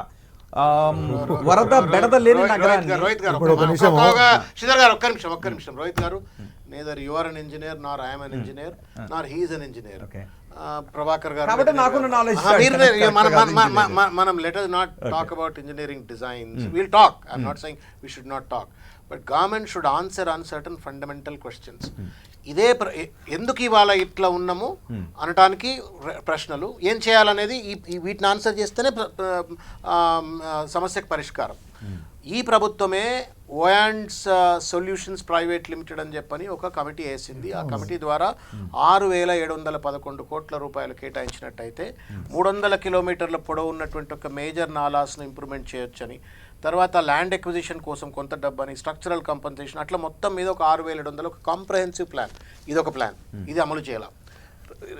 ఒకటి. రెండవది డాక్టర్ ప్రొఫెసర్ లక్ష్మణ్ రావు జేఎన్టీయు, ఆయన ఒక అద్భుతమైన ఒక కమిటీ రిపోర్ట్ ఇచ్చినాడు, దాన్ని కూడా పరిగణలో తీసుకోవాలి. ఇవాళ వీళ్ళు కొత్తగా మాట్లాడుతూ తర్వాత ఇదే ప్రభుత్వం ఈ ఓయాండ్స్ తర్వాత లక్ష్మణ్ రావు వీళ్ళంతా చెప్పిన తర్వాత వీళ్ళు ఒక 12,000 ఇల్లీగల్ స్ట్రక్చర్స్ ఉన్నాయని చెప్పని ఈ జిహెచ్ఎంసీ టీఆర్ఎస్ ప్రభుత్వం పార్టీ నేతృత్వంలో ఏర్పడ్డ జిహెచ్ఎంసీఏ 12,000 ఇల్లీగల్ స్ట్రక్చర్స్ని ఐడెంటిఫై చేసింది.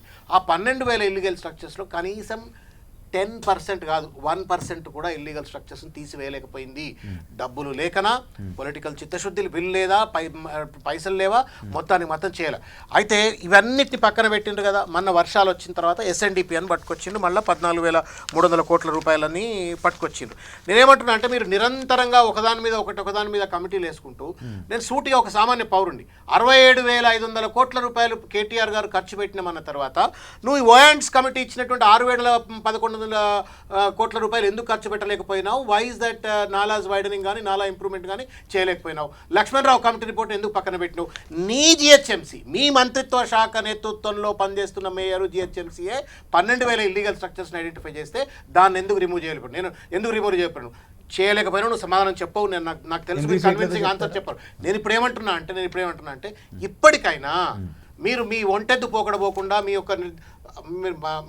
పోకడపోకుండా మీరు దయచేసి ఇమీడియట్గా మీరు ఇప్పటికీ ఇల్లీగల్ స్ట్రక్చర్స్ను తీర్చివేయడం కోసం మీ దగ్గర ఉన్న ప్రణాళిక ఏంది?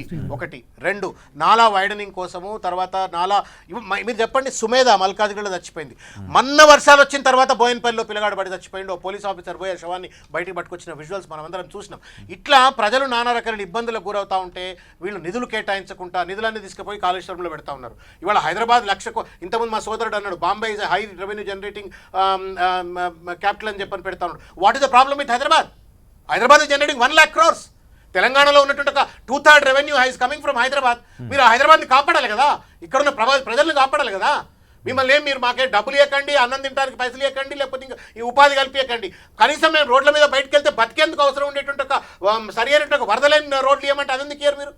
నాలాలో పడి ఎందుకు చనిపోవాలా మేము ఇవ్వాలా? మ్యాన్హోల్లో పడి ఎందుకు చనిపోవాలా? ఫెన్సింగ్ పెట్టడానికి ఏం కష్టం అండి? నాకు అర్థం కాదు మీకు. సుమేధ అనే పిల్ల, నేను పోయినా ఎలా చచ్చిపోయిన రోజు, సుమేధ అనే పిల్ల మంచి కాంక్రీట్ కాలనీ అండి అది. Just that they have not build the fencing. ఫెన్సింగ్లు పెట్టరు ఎందుకు మీరు? ఫెన్సింగ్లు పెట్టరు, వైడనింగ్ చేయరు, పూడికలు తీయరు. మీ కమిటీలు తీసుకున్నట్టుగా రిపోర్ట్లనే మీరు అమలు చేయకపోతే మీరు హైదరాబాద్ను విశ్వనగరం ఎట్లా చేస్తారు? ఆయన మంచికో చెడుకో Hyderabad has got much more greater potential. ఇవాళ ఉన్న హైదరాబాద్కు ఇంకా 3 అంతలు 4 అంతలు హైదరాబాద్ అవుతుంది ఇవాళ. అయ్యేటువంటి పరిస్థితి ఉంది కాబట్టి దాన్ని మీరు బాధ్యతతోటి భద్రతతోటి మీరు ఒక కొంచెం ఒళ్ళు దగ్గర పెట్టుకొని వాళ్ళ ప్రభుత్వం పనిచేయాల్సిన అవసరం ఉంది. జిహెచ్ఎంసీని ఇంతకుముందు నెత్తి మీద నోరు పెట్టుకొని పద్మనారెడ్డి గారు మొత్తుకుంటా ఉన్నారు. మీరు 260 కోట్ల రూపాయల సర్ప్లస్ రెవెన్యూ ఉన్న GHMC has been pushed into a bankrupt GHMC. ఎందుకు? 67,500 కోట్ల రూపాయలు ఖర్చు పెట్టినాక ఎట్లా బ్యాంక్రప్ట్ అవుతుంది? ట్యాక్సీలు పెంచిన తర్వాత ఎట్లా బ్యాంక్రప్ట్ అవుతుంది? సరే అన్ని క్వశ్చన్స్ ఒకసారి ఆన్సర్ చెప్పడం కష్టమవుతుంది.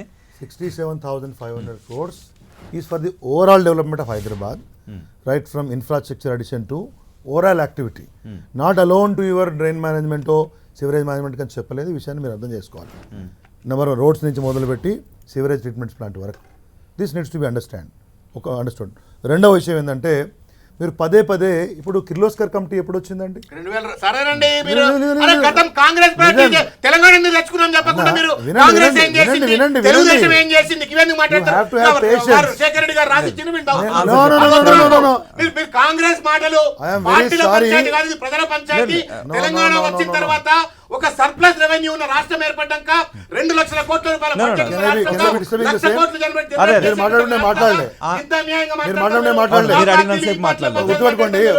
శ్రవణ్ గారు ఒక్క నిమిషం ఆన్సర్ చెప్పండి. శేఖర్ రెడ్డి గారు చెప్తే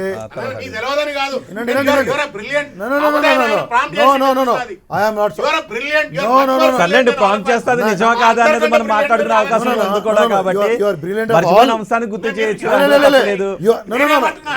చేసింది కరెక్టా కాదా? Sorry, you are brilliant of all in the South Indian states, okay, or in AICC, let's acknowledge it. నేనేమంటున్నా అంటే డ్యూ రెస్పెక్ట్, వారు ఒక ట్యాంక్ నేమ్ మాత్రమే నాకు చెప్పింది ఏంటంటే, నేను అడిగిన ఇంతకుముందు అక్కడ ఎన్హాన్స్ చేసిందని, నాకు ఎవరు ప్రాంప్ట్ చేయనక్కర్లేదు. I'm there in Hyderabad for the past 25 years, okay. కాబట్టి I understand these things basically. కాబట్టి నేనేమంటే మీరు ఇమోషన్ ఒకవైపు, వాస్తవాలు ఒకవైపు, జరుగుతున్న పని ఒకవైపు, అన్ని కలగాపులంగా మాట్లాడితే మనం చెప్పాలని ఇబ్బంది అవుతుంది. కాబట్టి ఒకటి గుర్తుపెట్టుకోండి, you can speak any number of things, కానీ జరుగుతున్న పని విషయంలో క్లారిటీ ఏమి ఇచ్చినామంటే, నేను అందుకని కిర్లోస్కర్ కమిటీ ఎప్పుడు వచ్చింది? కిర్లోస్కర్ కమిటీయే 28,000 ఎస్టాబ్లిష్మెంట్స్ ఓవరాల్ అబ్స్ట్రక్షన్స్ ఉన్నాయని చెప్పినప్పుడు whose government was it? Why did after that 13 సంవత్సరాలు? అరే విను మిత్రమా, నన్ను మాట్లాడనివ్వదు ఎట్లా? మీరు మాట్లాడండి. Let me finish that. ఒక చిన్న బ్రేక్ మీకు ఇవ్వండి మళ్ళీ నాకు. వచ్చిన తర్వాత మాట్లాడేది అంత ఆవేశంగా మాట్లాడినప్పుడు ఒక చిన్న ఆన్సర్ కదా. బ్రేక్ తర్వాత మొత్తం మీరు ఎన్ని కమిటీలైనా వేయండి, ఎన్ని నివేదికలైనా తెప్పించుకోండి, ఎన్ని అంచనాలైనా వేయండి, మీరు ఎన్ని కమిటీలైనా వేయండి, ఎన్ని నివేదికలైనా తెప్పించండి, ఎన్ని అంచనాలైనా వేయండి, ఎంత ఖర్చు పెడతారు? మాకు ఈ వరదల బెడద లేని నగరాన్ని ఇవ్వండి అని అడుగుతున్నారు. నేను ఎంక్రోచ్మెంట్స్ ఈ ప్రభుత్వ కాలంలో అయినాయి కాబట్టి అవి తీయలేదు, పొలిటికల్ విల్ లేదు, చిత్తశుద్ధి లేదు, ఇవన్నీ మాట్లాడడం అనేది వారికే వదిలేస్తాను. ఎందుకంటే కిర్లోస్కర్ కమిటీ వచ్చింది 2001లో, 28,000 ఎస్టాబ్లిష్మెంట్స్ అబ్స్ట్రక్షన్ అని వాళ్ళే చెప్పారు. ఆ తర్వాత కేటీఆర్ గారే చెప్పారు క్లియర్గా, ఇది ప్రాక్టికల్గా పాసిబుల్ కాదు, కాంపెన్సేషన్ కూడా అంత ఇవ్వలేము, 12,000 కోట్లు. తర్వాత క్రిటికల్ అబ్స్ట్రక్షన్స్ని తీసేయాలని చెప్పి దానికి కాంపెన్సేషన్ ఇస్తూ ఆ పని చేస్తూ ఉన్నారు. జనార్దన్ రెడ్డి గారు జిహెచ్ఎంసీ కమిషనర్ ఉన్నప్పుడు వీరు చెప్పినటువంటి కమిటీ ఏదైతే ఉందో దాన్ని ఇంప్లిమెంట్ చేసే ప్రయత్నం చేసి మోర్ దాన్ 6 నాలాస్ వాటిని ఎన్హాన్స్మెంట్ చేసినాము. దీప్తి శ్రీనగర్ అని చెప్పేసి దాన్ని మొత్తం కూడా what ever we have to do అంతా చేసినాం. ప్రభుత్వము నిరంతరం దీని మీద, ఇప్పుడు మీరు ఎస్ఎన్డిపి అని పేరు పెట్టండి, ఎస్ఆర్డిపి చెప్పండి, అట్లా కాదు కదా. Every plan as a specific objective. SRDP ఉందంటే హైదరాబాద్ నగరంలో కొత్తగా ఎన్ని ఫ్లైఓవర్స్ వచ్చినాయి, ఎన్ని రోడ్స్ వచ్చినాయి, ఎన్ని లింక్స్ ఐడెంటిఫై చేసినాం మీరు అన్నట్లు, అవన్నీ ఉన్నాయి కదా. ఎన్ని వేల కిలోమీటర్ల రోడ్లు ఉన్నాయి, ఎంత డ్రైనేజ్ ఉంది, ఎంత స్టామ్ వాటర్ డ్రైన్ ఉంది, వీటిని అప్పుడు సిమెట్రిక్గా ప్లానింగ్ లేదు కాబట్టే కదా. ఇప్పుడు కాంప్రహెన్సివ్ ప్లాన్ తీసుకొని ఇవాళ ఒక సెపరేట్ డిపార్ట్మెంట్ని జిహెచ్ఎంసీలో ఒక వింగ్ ఏర్పాటు చేసి ఒక సిఈసాయి అధికారిని ఏర్పాటు చేసి అదొక సెపరేట్ యాక్టివిటీ పనిచేస్తూ ఉంది. మళ్ళీ మిగతా జోన్కో సిఈని పెట్టి మెయింటెనెన్స్, తర్వాత ఎన్హాన్స్మెంట్, కొత్త కన్స్ట్రక్షన్, ఇవన్నీ పనిచేస్తూ ఉన్నాం. పాయింట్ ఏంటంటే మీరు అన్నట్టు ప్రజలకు ఇక్కడి నుంచి చెప్పాల్సింది ఏంటంటే, ఎస్ నేనేమన్నా పోయిన సంవత్సరానికి ఈ సంవత్సరానికి వరదల మధ్యలో జరిగినటువంటి కాలంలో మొత్తంగా చూమంతరం అయిపోయినట్టు అంత అయిపోయిందని చెప్పట్లేదు, కానీ వీలైనంత ప్రగతి సాధించినాము డిస్పైట్ ద పాండమిక్. మీకు ఫండ్స్ లేవు, ఫండ్స్ షార్టేజ్ ఉన్నాయి, ఇవి ఏమైనా మాట్లాడుతున్నారు. లేదా ప్రభాకర్ గారిని అంటే అడిగితే సాధించగలిగినంత సాధించామా? Absolutely that's what I am trying to say. మీరు గవర్నమెంట్ టోటల్ పాలసీ ప్లానింగ్లో ఒక న్యూ థాట్ ప్రాసెస్ తీసుకొని వచ్చినాము, న్యూ వింగ్స్ ఏర్పాటు చేసినాము, వాటికి ఆబ్జెక్టివ్స్ క్రియేట్ చేసినాము, వాటికి ఫండ్స్ అలొకేట్ చేసినాము, వాటికి యంత్రాంగాన్ని ఇచ్చినాము, వాళ్ళకి ఫ్రీడమ్ ఇచ్చినాము. Today I was speaking to, ఇప్పుడు మీరు ఈ డీసిల్టింగ్లో కూడా అధునాతన యంత్రాలను తీసుకొస్తున్నాము, హ్యూమన్ ఇంటర్వెన్షన్ తగ్గించినాము. గతంలో ఒక చెత్త రోడ్డు మీద వేస్తే అది మొత్తం డ్రైన్ అవుట్ ఎండిన దానిక పంపించే పరిస్థితి లేకపోతుండే. అట్లా కాదు అని చెప్పి కొత్త కమిటీ ఏం చెప్పిందంటే, కొత్తగా మీరు ఎక్విప్మెంట్ తెచ్చుకోండి, ఎట్లాంటి వాహనాలు డిజైన్ చేయండి అంటే the should have even a base to observe the water, మిగతా తీసుకుపోయి అక్కడ ఇవ్వమని చెప్పి. అంటే వీలైనంతగా ఈ రోడ్లని నీట్గా ఉంచుతూ, నాలాలని మొత్తం ప్రాపర్గా ఎప్పటికప్పుడు మనం డీసిల్టింగ్ చేస్తూ, అబ్స్ట్రక్షన్ పాయింట్స్ని క్లియర్ చేస్తూ, స్టాగ్నేషన్ పాయింట్స్ని క్లియర్ చేస్తూ, కొత్త కట్టాల్సినటువంటి యొక్క నాలాలు more than 145 critical obstruction points ఉన్నాయి, వాటిని గుర్తించాము అని. సుమారు ఎన్ని గుర్తించుంటారు, ఎన్ని వాటిని క్లోజ్ టు 221 వచ్చి చెప్పినారు. It will change according to, ఇప్పుడు రెగ్యులర్గా సర్వే జరుగుతూ ఉంటుంది, కొత్తగా ఏదైనా వచ్చినప్పుడు యాడ్ అవుతూ ఉంటుంది. More than 200 I have the information. వాటిని ఎప్పటికప్పుడు మానిటర్ చేస్తూ ఉన్నారు. There are teams which are monitoring రెగ్యులర్గా. 229. కాబట్టి నేనేమంటే 100% the government is in a mission mode to do this activity, especially SNDP total plan is more than 15,000 crores అండి. First phase is 853 crores. నేను ఏమంటున్నా అంటే I mean it is altered. కాబట్టి ఏంటంటే డెఫినెట్గా దాన్ని ముందు తీసుకుపోయే ప్రయత్నం చేస్తూ ఉన్నాం. దీన్ని ప్రభుత్వం పట్టించుకోవట్లేదు. ఇంటర్వెన్షన్, గవర్నమెంట్ ఇంటర్వెన్షన్ జిహెచ్ఎంసీలో లేకుండా, హానరబుల్ మినిస్టర్ కేటీఆర్ గారు తర్వాత మిగతా యంత్రాంగం లేకుండా ముందుకెళ్ళలేం కదా. కాబట్టి ఇట్స్ ఆల్ డిపార్ట్మెంట్స్. నిజమే. పద్మనారెడ్డి గారు పెద్దలు చాలా మంచి వాదన లేవనెత్తిండ్రు. ఎంతసేపటికి గవర్నమెంట్ మేము చేస్తాం, మేము మంత్రి చేస్తాం, అది చేస్తామని చెప్తున్నారు కదా. You allow GHMC to function అని చెప్తున్నారు.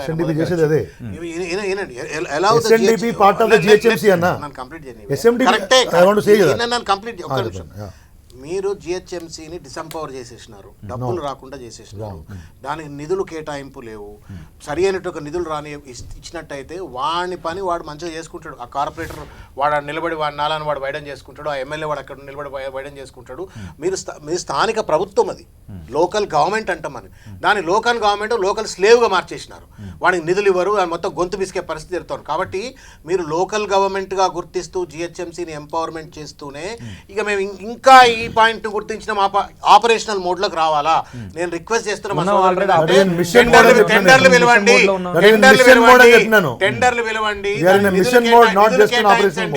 నిధులు కేటాయించండి, టెండర్లను పిలవండి.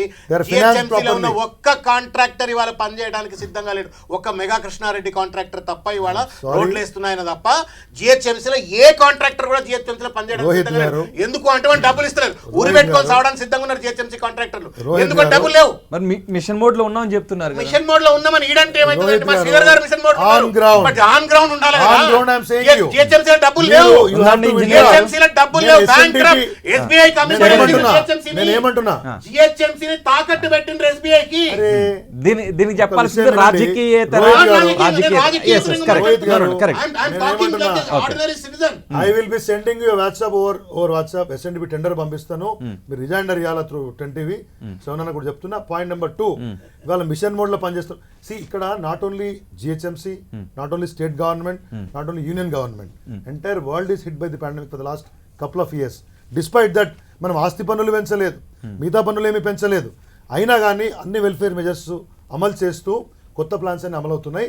మేబీ ఎక్కడైనా అబరేషన్స్ ఉంటే, ఒకవేళ ఫండ్స్ కి ఇబ్బందులు ఉంటే, routine process, regular process, governments will overcome అండి. మీరు పాండమిక్ ఏమాత్రం కూడా అనొచ్చు కదా, మీరు అనొచ్చు. రోహిత్ గారు, మీరు గవర్నమెంట్ లో బాధ్యతగా లేరు కాబట్టి బాధ్యతారహితంగా మీరు ఏ కామెంట్ అని మీరు చేయొచ్చు. But we're here to run the government, we have to be responsible. కానీ పాండమిక్ ని, కోవిడ్ సమయంలో వచ్చినటువంటి, మీరేమంటున్నారు, Covid Hyderabad is the major income source అన్నారు. కోవిడ్ సమయంలో we're hit very badly. We're not in even position to collect the Covid taxes రెండేళ్ల properly. కింద వచ్చింది, ఏడాదిన్నర కింద వచ్చిందండి. 2 years అండి, 2 years. ఏడాదిన్నరండి. 1 lakh crores. లాక్డౌన్ పెట్టినప్పుడు Government- మీరు మార్చిలే కదా. శేఖరెడ్డి గారు Sorry. శేఖరెడ్డి గారు ఒక రోహిత్ గారు, నిమిషం. 1 lakh శేఖరెడ్డి గారు crores మిషన్ ఏంటండి? మోడ్ లో ఉన్నామని చెప్తున్నారు. అది ఎస్ మనకి ఉండాలా? ఇక్కడ Successful కావాల్సిందే గా? మిషన్ మోడ్ లో ఉండాలా, సర్జికల్ అప్రోచ్ ఉండాలా, ఇవన్నీ జరుగుతున్నాయా? ఇవన్నీ ఉన్నట్టు కనిపిస్తుందా మీకు? ఇవన్నీ జరుగుతున్నాయి. ఇంకోటి విషయం ఏంటంటే ఇప్పుడు హుస్సేన్ సాగర్ ఇంతకుముందు చాలా ప్రాబ్లం ఉండే, ఓకే దాన్ని సాల్వ్ చేసిన ఇండెంటేషన్ కొబ్బరి నీళ్ళు అయింది సార్. ఒక్క నిమిషం కొబ్బరి నీళ్ళు అయింది, మన ఇద్దరం పోయి లే, కొబ్బరి లే, నీళ్ళు తాగండి, వాళ్ళు తాగుదాం. చెప్పలేదు కదా. ఒక్క నిమిషం చెప్పండి. అందరూ కష్టపడితే ఎట్లా? చెప్పండి కదా. కొబ్బరి నీళ్ళు అయినాయి, పోదాం ఒక్క మరి ఒక్క ఒక్క నిమిషం పోయి చెప్పండి. సీసాలో పట్టుకొని రాహుల్ గారు, కొబ్బరి నీళ్ళు తాగుదాం. రాహుల్ గారు, ఇప్పుడు వాళ్ళ టైం వచ్చినప్పుడు చెప్పని హుస్సేన్ సాగర్ది మనకు Facts ఎప్పుడు cannot be కూడా suppressed. నీళ్ళు రాగానే పైన ఎమర్జెన్సీ అవుతుండే, డౌన్ స్ట్రీమ్ లో ఎమర్జెన్సీ ఉండే. అదే సోమేష్ కుమార్ సార్ ఉన్నప్పుడు కింద అండర్ టన్నల్ ఒక స్లూయిస్ మనం కన్స్ట్రక్షన్ చేయడం జరిగింది. ఎప్పుడు కూడా వర్షాకాలం రాగానే 1 మీటర్ కిందకు లో లెవెల్ చేసేసి వాటర్ మనం పెడతాం. మనం హెవీ ఫ్లడ్ రాగానే అది బ్యాలెన్స్ అవుతుంది, మళ్ళీ 1 మీటర్ తగ్గిస్తాం. అట్లా ఒక లో లెవెల్ స్లూయిస్ పెట్టుకొని ఇవాళ హుస్సేన్ సాగర్ అప్ స్ట్రీమ్ అయినా కానీ డౌన్ స్ట్రీమ్ కానీ ప్రాబ్లం లేకుండా సాల్వ్ చేయగలిగినాం. Completely. అది మేజర్ అచీవ్మెంట్. అదేవిధంగా ఇప్పుడు దీప్తిశ్రీ నగర్లో కూడా మ్యాక్సిమం సాల్వ్ అయిపోయింది. ఎప్పుడు కూడా ఇనండేషన్ అయితే కొద్దిగా వర్షం పడ్డా కానీ దీప్తిశ్రీ మియాపూర్ దగ్గర దీప్తిశ్రీ నగర్ ఇనండేషన్ అవుతుండే. అది వైడనింగ్ చేసిర్రు. వైన్స్ ప్రకారం జనరేటర్ సాబ్ ఉన్నప్పుడు చాలా సీరియస్గా దాన్ని చేసేసి వైడనింగ్ చేశారు. తర్వాత ఇప్పుడు ఈ ప్రపోజల్ కూడా ఇప్పుడు నడుస్తున్నది, టెండర్స్ కూడా అవుతున్నాయి తెలిసింది, నాకు ఇన్ఫర్మేషన్ వచ్చింది. That is the issue. Yes నిజానికి దశాబ్దాలుగా జరిగిపోయిన ఈ పొరపాట్లను కేవలం ఒక్క రోజులో అయితే సరిదిద్దడం అవునంటారు అదే దానికి ఒక్కటి ఒక మాట సార్. కానీ సరిదిద్దాల్సినంత చర్యలు జరగాల్సినంత వేగంగా జరగాలి. మనమేమి రాకెట్ సైన్స్, మనం ఇక్కడ నుంచి హైదరాబాద్ తీసుకుపోయి మొత్తం తీసుకుపోయి చంద్రమండలంలో పెట్టమంటలేను, ఏమంటలేం.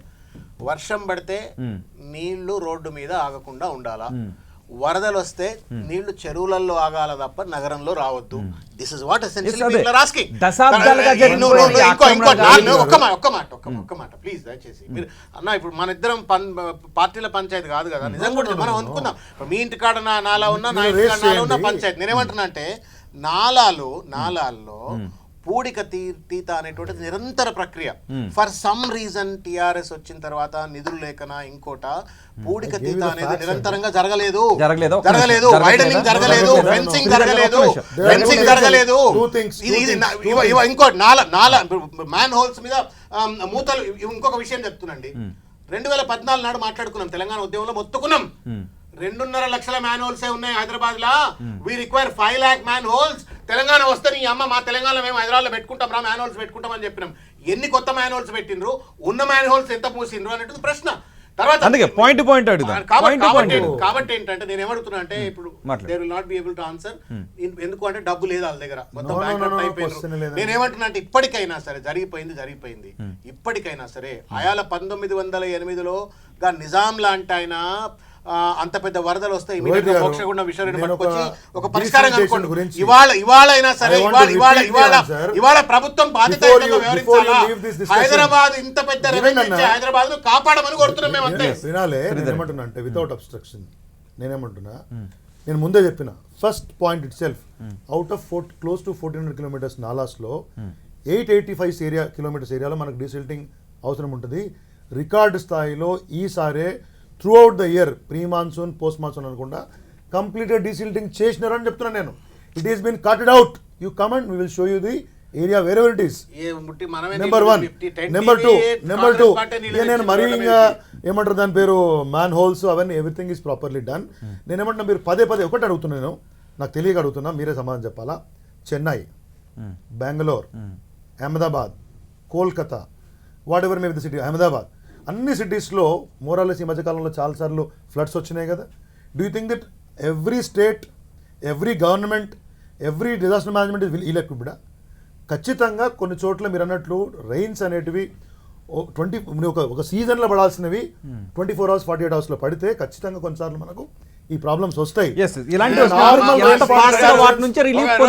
మాట్లాడితే మీరు మధ్యలో వస్తారు, ఆయన మధ్యలో వస్తున్నారు, నన్ను చెప్పని ఒక నిమిషం. కాబట్టి మరి ఇవన్నీ states, there are BJP ruled states, there are other regional parties ఉన్న దగ్గర ఉన్నాయి, there are Congress ruled states. నేను అడుగుతా వాళ్ళందరినీ కూడా సేమ్ సిస్టమా? కాబట్టి ఒకటి మీరు హైదరాబాద్ గురించి, కాబట్టి వరదలు అన్ని చోట్ల వస్తూ ఉన్నాయి, క్యాలమిటీస్ వస్తూ ఉన్నాయి, మీరు స్పెసిఫిక్ వెదర్ ఈవెంట్ వచ్చినప్పుడు ప్రాబ్లమ్స్ వస్తూ ఉన్నాయి. But how best are you managing it అనేది ఇష్యూ కదా. ఎంత ఫాస్ట్ గా వాటి నుంచి రిలీఫ్ మీరు చూడండి, గతానికి ఇప్పుడు చూడండి, right from disaster response team నుంచి మొదలుపెట్టి మాన్సూన్ టీమ్స్ వరకు. ఇవి కాకుండా there are so many other teams are working on ground. తర్వాత ఇన్ఫ్రాస్ట్రక్చర్ అడిషన్ అనేది రెగ్యులర్ అవుతుంది. మీరు డీసిల్టింగ్ అన్నారు, నేను ఆన్సర్ చెప్పిన దాని గురించి మీరు మాట్లాడరు. It is done throughout the year. Done throughout. నేను అడుగుతా ఉన్నాను.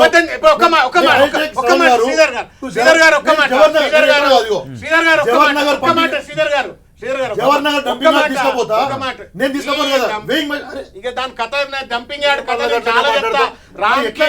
రామ్ కి డంపింగ్ యార్డ్, దాని వెనుక కథ, దాని కథలు, కమిషన్లు ఇవన్నీ చెప్పండి. చాలా పెద్దవి నేను చెప్తే బాగుండదు. పొట్ట నుంచి కూడా పేగలు పెట్టబడితే బాగుండదు. ఇక వినండి వినండి ఒక మాట.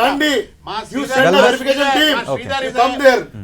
Sridhar is getting really educated by KCR గారు. ఇదంతా కేసీఆర్ గారు ఇట్లే మాట్లాడతారు ఆయన. ఇట్లే మాట్లాడతాడు, ఇట్లనే ట్రివియలైజ్ చేస్తాడు, ఇట్లనే జనరలైజ్ చేస్తాడు. వాళ్ళ దగ్గర నేర్చుకుంటాడు, రోజు కూర్చుంటున్నట్టు గంటలు అట్లే మాట్లాడుతున్నాడు. నేనేమడుతున్నా అంటే వర్షం పడదనో హైదరాబాద్ లోనే వర్షం పడుతుందనో ఎవడు మాట్లాడతలా. ఇచ్చోళ్ళమా మనమంతా? మీరు అన్నట్టుగానే అంత గనక చేసినట్టయితే ఎందుకు ఇవాళ ఎల్బీ నగర్ లో మీ ఎమ్మెల్యే కూడా మోకాలు నడుము దాకా నీళ్ళలో మునిగి పరిస్థితి ఏర్పడింది. నేనేమడుతున్నా ఇవాళ నేను ఖైరతాబాద్ గురించి చెప్తున్నా ఒక మాట. ఖైరతాబాద్ గురించి వినండి. ఖైరతాబాద్ గురించి ఆగన్నా రాగవే చెప్పండి. ఖైరతాబాద్ గురించి చెప్తున్నా. మీరు అదే అంటే half of the city మునిగిపోవాల్సిందేనా?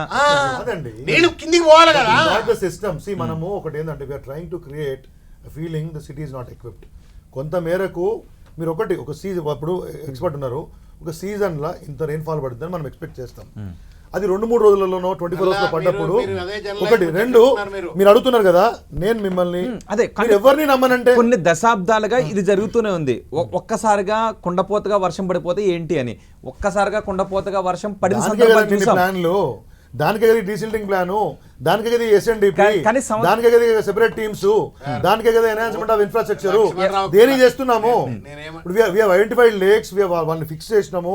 But ఇప్పుడు there are so many lakes. ఇప్పుడు మీరు చెప్పినట్లే నిజాం ఉన్నప్పుడు, ఇప్పుడు నిజాం గారి గురించి మీరు ఇప్పుడు మాట్లాడినారు. ఆయన ఉన్నప్పుడు 2800 చెరువులు ఉండేనట. మరి ఇప్పుడు ఉన్నాయా? ఎవరో తీసుకపోయింది. ఇప్పుడు నేను చెప్పాను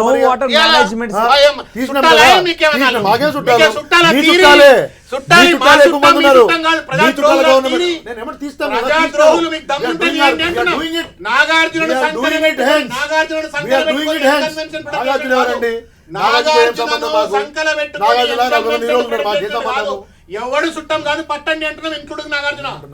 ఇంక్లూడింగ్ నాగార్జున. శ్రవణ్ గారు, ఏదో ఒక సమాచారాన్ని మీరు నమ్మాలి.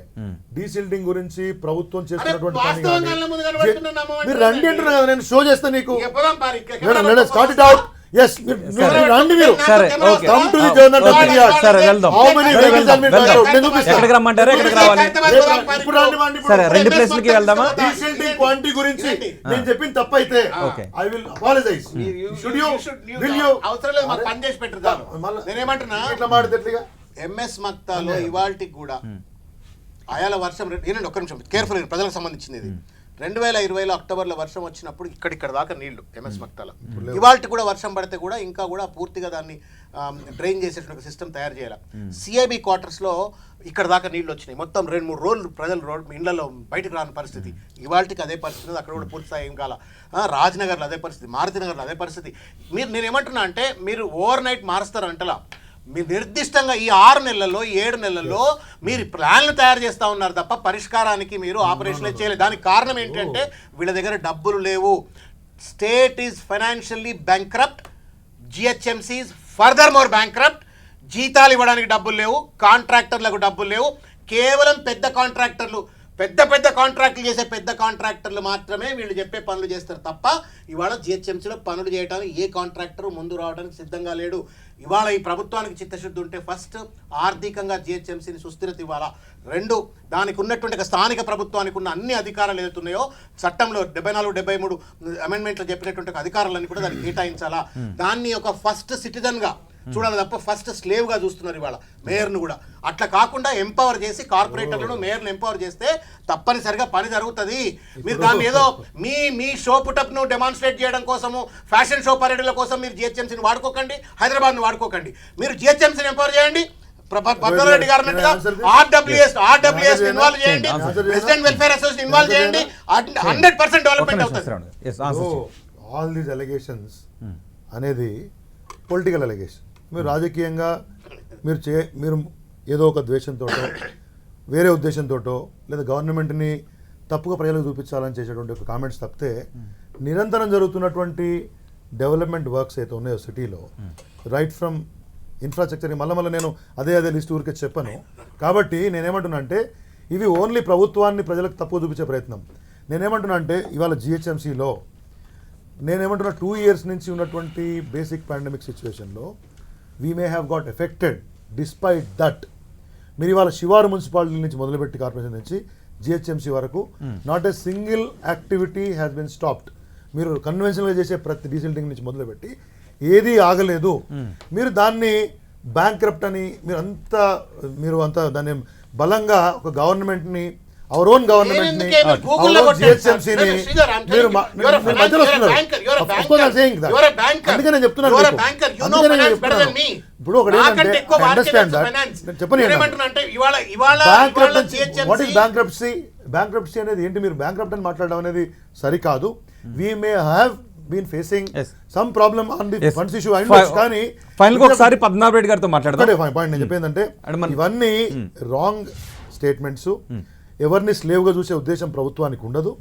అది ఏ పొజిషన్ అయినా కానీ ఫ్యాషన్ పీరియడ్లు ఇవన్నీ కాదు, ఫ్యాషన్ పీరియడ్స్ ఇవన్నీ మాట్లాడడం అనేది నేను వాటికి నేను ఆన్సర్ చెప్పదలుచుకోలేదు.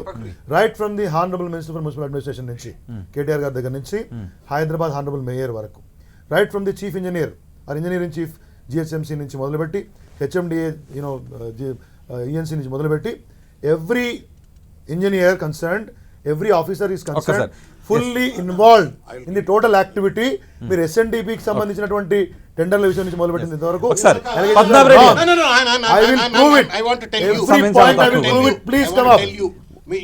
మీరు వినాలి, మీరు వినాలా? Half minute, just 30 seconds, 20 seconds. Facing severe financial crunch, GHMC hypothecates itself to SBI. In a major development, Greater Hyderabad Municipal Corporation has entered into an agreement hypothecating itself to the State Bank of India. GHMC has been paying rupees 1 crore per day towards interest for loans it has taken for its flagship programs. This is what is the damn financial situation of Hyderabad, which is generating 1 lakh. 30 seconds. Okay, only 30 seconds. Yes, 30 seconds. Entire country reeling with problems. ఒకటి we are financially hit. ఇది వాస్తవం. ఏది రాష్ట్రం 1,00,000 కోట్లు కోల్పోయినప్పుడు GHMC గా dent లేక సరే మనం మాట్లాడింది అప్పుల గురించి కాదు, ఏం చేయాలి Rohit garu. I'm here to explain to the people. Let me complete my statement in 1 line. Funds shortage ఉన్నప్పుడు the concern organisations will pool funds in different manners. రాష్ట్ర ప్రభుత్వాలు వినండి భాయ్ సాబ్, రాష్ట్ర ప్రభుత్వాలు ఓడీలకు పోతున్నాయి. రాష్ట్ర ప్రభుత్వాలు గవర్నమెంట్ సెక్యూరిటీస్ ని బాండ్స్ ని వేలం వేసుకుంటున్నాయి. కేంద్ర ప్రభుత్వం అప్పు తెచ్చుకుంటుంది.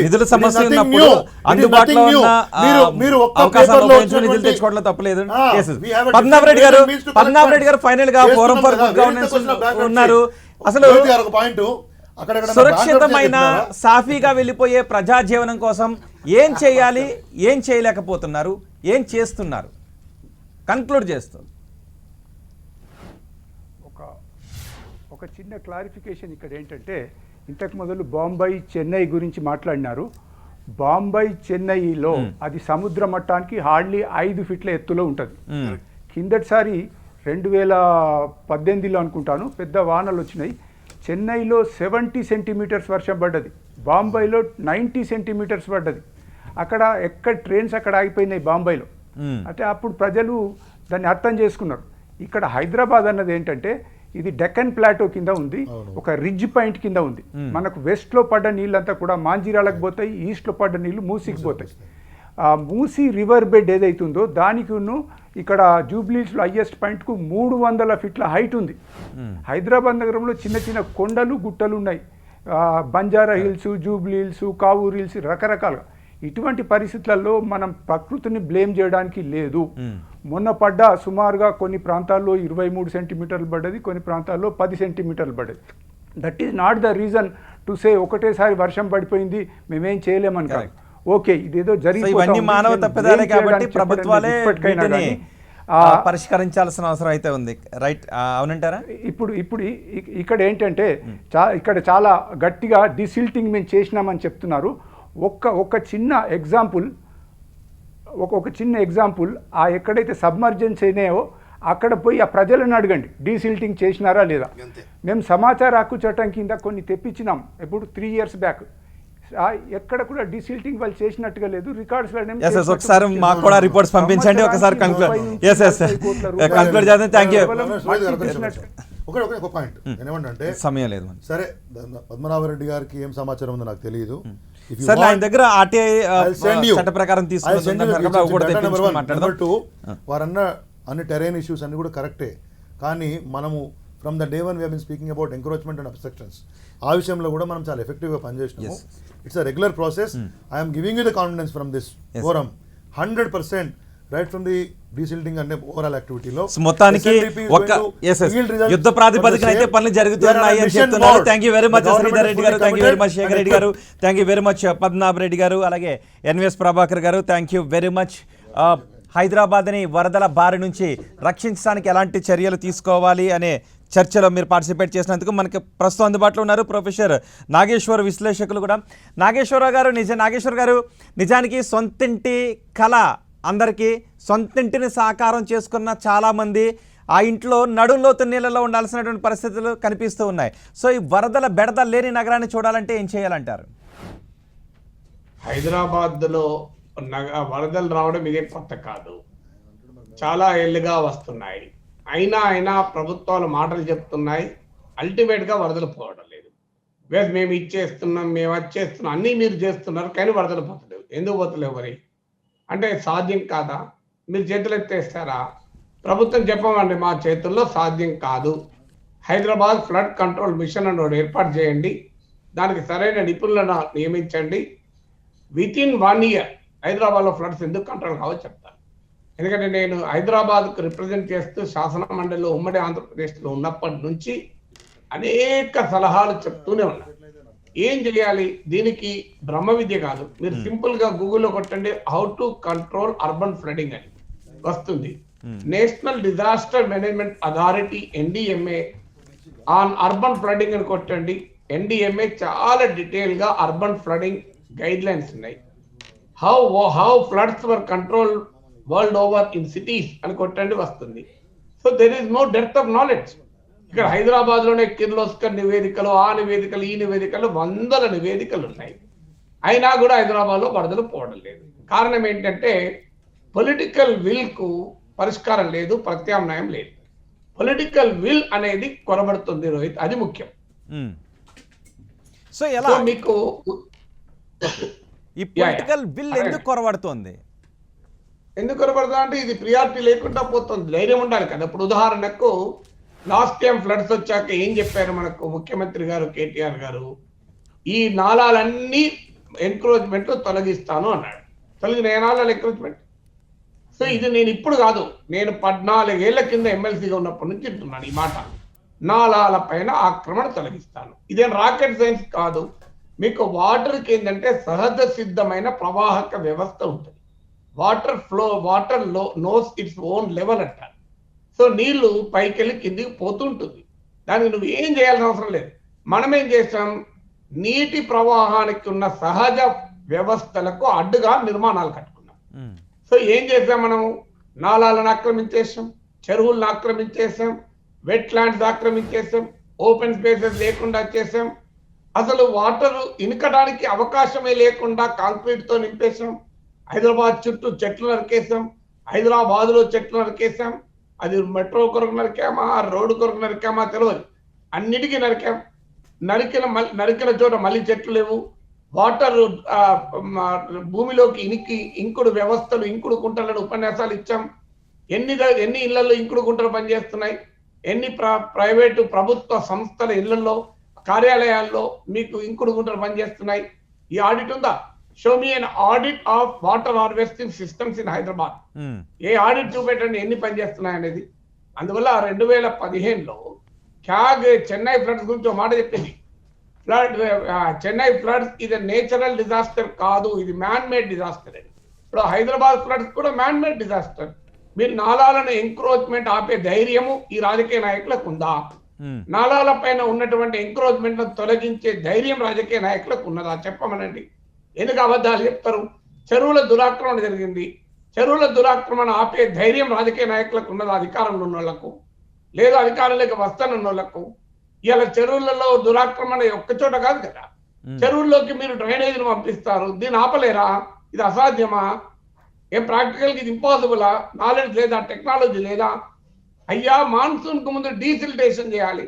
నాలాల అప్పుడు సివరేజ్ క్యారేజ్ కెపాసిటీ ఎంత, నాలాల కెపాసిటీ ఎంత, అంటే ఇప్పుడు వరద నీరు ప్రవాహక వ్యవస్థల కెపాసిటీ ఎంత, మురికి నీరు ప్రవాహక వ్యవస్థల కెపాసిటీ ఎంత, నీకు వస్తున్నటువంటి ఫ్లో ఎంత, కెపాసిటీ ఎంత, వాటిని హోల్డింగ్ కెపాసిటీ ఉందా? సో వాటర్ ఎక్కడెక్కడ ఇనుకుతున్నది, ఇనికే ప్లేస్లే లేకుండా చేసేస్తున్నాం కదా. ఇప్పుడు హైదరాబాద్ లో ఉన్న వెట్లాండ్స్ అన్ని మనం ఆక్రమించేసాం. వాటర్ ఎక్కడ ఉంటుంది? మీకు ముఖ్యంగా బ్లూ అండ్ గ్రీన్ ఇన్ఫ్రాస్ట్రక్చర్ అంటారు. బ్లూ అంటే వాటర్ బాడీస్, గ్రీన్ అంటే చెట్లు. ఈ బ్లూ అండ్ గ్రీన్ ఇన్ఫ్రాస్ట్రక్చర్ విధ్వంసం జరిగాక వాటర్ ఎక్కడ నీకు ఇనికిపోతుంది భూమిలోకి? వాటర్ ఇనకడానికి అవకాశమే లేదు కదా. మీకు ఎన్విరాన్మెంటల్ ప్లానింగ్ ఉందా? సిటీ ఇష్టం వచ్చినట్టుగా మనం పెంచుకుంటున్నాం. సిటీ పర్యావరణం ఏంటి? ఈ పర్యావరణానికి తగ్గట్టుగా మనం ఈ నగరాన్ని అభివృద్ధి చేస్తున్నామా? ఇది ఎక్కడైనా ఉందా? ఇప్పుడు చైనా లాంటి దేశాల్లో స్పాంజ్ సిటీ అంటారు. సో స్పాంజ్ సిటీ అంటే కొన్ని ప్రాంతాలని స్పాంజ్ సిటీగా ప్రకటించండి, అంటే అక్కడ వాటర్ ఇనికిపోతుంది.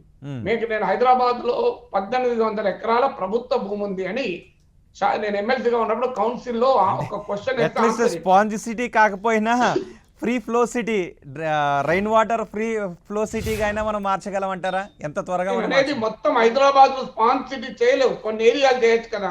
ఇప్పుడు ఉదాహరణకు మీరు వెట్ ల్యాండ్ లో మీరు పార్క్ నిర్మించారు, ఆటోమేటిక్ గా స్పాంజ్ సిటీ వస్తుంది ఆ పార్క్. ఎందుకంటే వాటర్ లాగేస్తుంది స్పాంజ్ లాగా. మీరు వాటర్ లాగడానికి ఒక ఓపెన్ స్పేస్ లో బతకనిస్తున్నామా? పార్క్ మన ప్రభుత్వ భూములు అమ్ముకుంటున్నాం కదా కోట్లకు. నీకు ప్రభుత్వ భూములు ఉన్న చోట నేను ఏం చెప్పానంటే 1800 ఎకరాల చుట్టూ గోడ కట్టండి, అర్బన్ అగ్రికల్చర్ డెవలప్ చేయండి, పట్టణ ప్రాంత ప్రజలకు పర్యావరణం బాగుంటది, వరద నీరు లాగేస్తుంది, మీకు వాతావరణం మెరుగవుతుంది, సరసమైన ధరలకు ఫ్రెష్ వెజిటబుల్ దొరుకుతుంది, మంచి టూరిజం లాగా ఉంటుంది. చల్లటి పూట ఈవినింగ్ పూట పిల్లలతో వెళ్ళి ఆ కూరగాయల గార్డెన్ లో గడపచ్చు. ఈ పని చేయండి, ప్రభుత్వ భూములు కాపాడబడతాయి అన్న. ఎవరైనా నిన్నదే ఈ మాట పోనీయండి. హైదరాబాద్ చుట్టూ మీరు ఒక స్పెషల్ ఎకనామిక్ జోన్ లాగా స్పెషల్ అగ్రికల్చరల్ జోన్ ప్రకటించండి, స్పెషల్ హార్టికల్చర్ జోన్. ఇది రోషయ్య గారు ముఖ్యమంత్రి ఉన్నప్పుడు ఒప్పించాం, దాన్ని అనౌన్స్ కూడా చేశాం. స్పెషల్ హార్టికల్చర్ జోన్ పెట్టి హైదరాబాద్ చుట్టూ పండ్లు, కూరగాయలు, పూలు ఇవి పెంచండి. హైదరాబాద్ ప్రజలకు ఫ్రెష్ గా కూరగాయలు దొరుకుతాయి, ఫ్రెష్ గా పండ్లు దొరుకుతాయి. మీకు ఆటోమేటిక్ ఇదంతా నీకు వాటర్ లాగేస్తుంది. నాగేశ్వర్ గారు, మూసీ ప్రక్షాళన ఎన్నేళ్ల నుంచి తింటానం, హుస్సేన్ సాగర్ ప్రక్షాళన ఎన్నేళ్ల నుంచి తింటానం. అసలు హుస్సేన్ సాగర్ ఎప్పుడు ప్రక్షాళన జరుగుతుంది మనకు ఐడియా ఉందా? ఇవాళ కన్స్ట్రక్షన్ హైదరాబాద్ ఇది హబ్ ఆఫ్ కన్స్ట్రక్షన్ మెటీరియల్ అంతా తీసుకుపోయి నాలాలలో నింపేస్తున్నాం, చెరువులలో నింపుతున్నాం, డ్రైనేజ్ ఫ్లో తీసుకెళ్లి డైరెక్ట్ చెరువులకే కాంటాక్ట్ ఇస్తున్నాం. ఇలా హుస్సేన్ హైదరాబాద్ లో ఉన్న సరూర్ నగర్ చెరువు, కాప్రా చెరువు, ప్రగతి నగర్ చెరువు, మీకు జిల్లేలుగూడ చెరువు, హుస్సేన్ సాగర్ చెరువు, ఇవన్నీ వాస్తవంగా తాగునీటి వనరులుగా ఉండాలి కదా. తాగునీటి వనరులు కాదు, ఆ కంపు వాసన పీల్చే వనరులుగా మారిపోయినాయి కదా. ఇది అసాధ్యమా?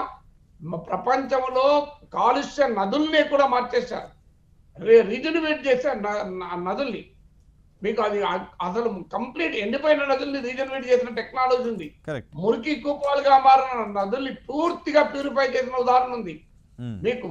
ఇవాళ టెక్నాలజీ లేదు కాదు. మీకు ఇప్పుడు ఉదాహరణకు చిప్ మ్యానుఫ్యాక్చరింగ్ కు అత్యంత ప్యూర్ వాటర్ కావాలి. సింగపూర్ సిటీలో మురికి నీళ్లను ఆ లెవెల్లో ప్యూరిఫై చేసి చిప్ మ్యానుఫ్యాక్చరింగ్ వాడుతున్నారు. సింగపూర్ కు పెద్ద వాటర్ క్రైసిస్, ఎందుకంటే అది భూమి లేదు, సముద్రంలో మట్టి నింపి వాళ్ళు భూమిని పెంచుకున్నారు సింగపూర్ వాళ్ళు. సో అలాంటి సింగపూర్ సిటీలో అంటే దానికి భారీ స్థాయిలో నిధుల సమీకరణ కావాల్సి ఉంటుంది, భారీ స్థాయిలో నిధులు అవసరం ఉంటుందేమో అలాంటి టెక్నాలజీని. నిధుల కొరత మూసీ నది ప్రక్షాళన ఎన్ని కోట్లు ఖర్చు పెట్టారు ఇప్పటికి? నిధులు లేక కాదు కదా. రబ్బర్ డ్యామ్లు అన్నారు, ఈ డ్యామ్లు అన్నారు, ఆ డ్యామ్లు అన్నారు, ఏమైందో ఎవరికి తెలియదు. నిధుల కొరత లేక కాదు, వేల కోట్లు, లక్షల కోట్లు ఖర్చు పెడుతున్నారు కదా. ఇప్పుడు హైదరాబాద్ అనేది తెలంగాణ రాష్ట్రానికి నిధులు సమకూర్చే నగరం, వనరులు సమకూర్చే నగరం. ఇది the major income source of Telangana.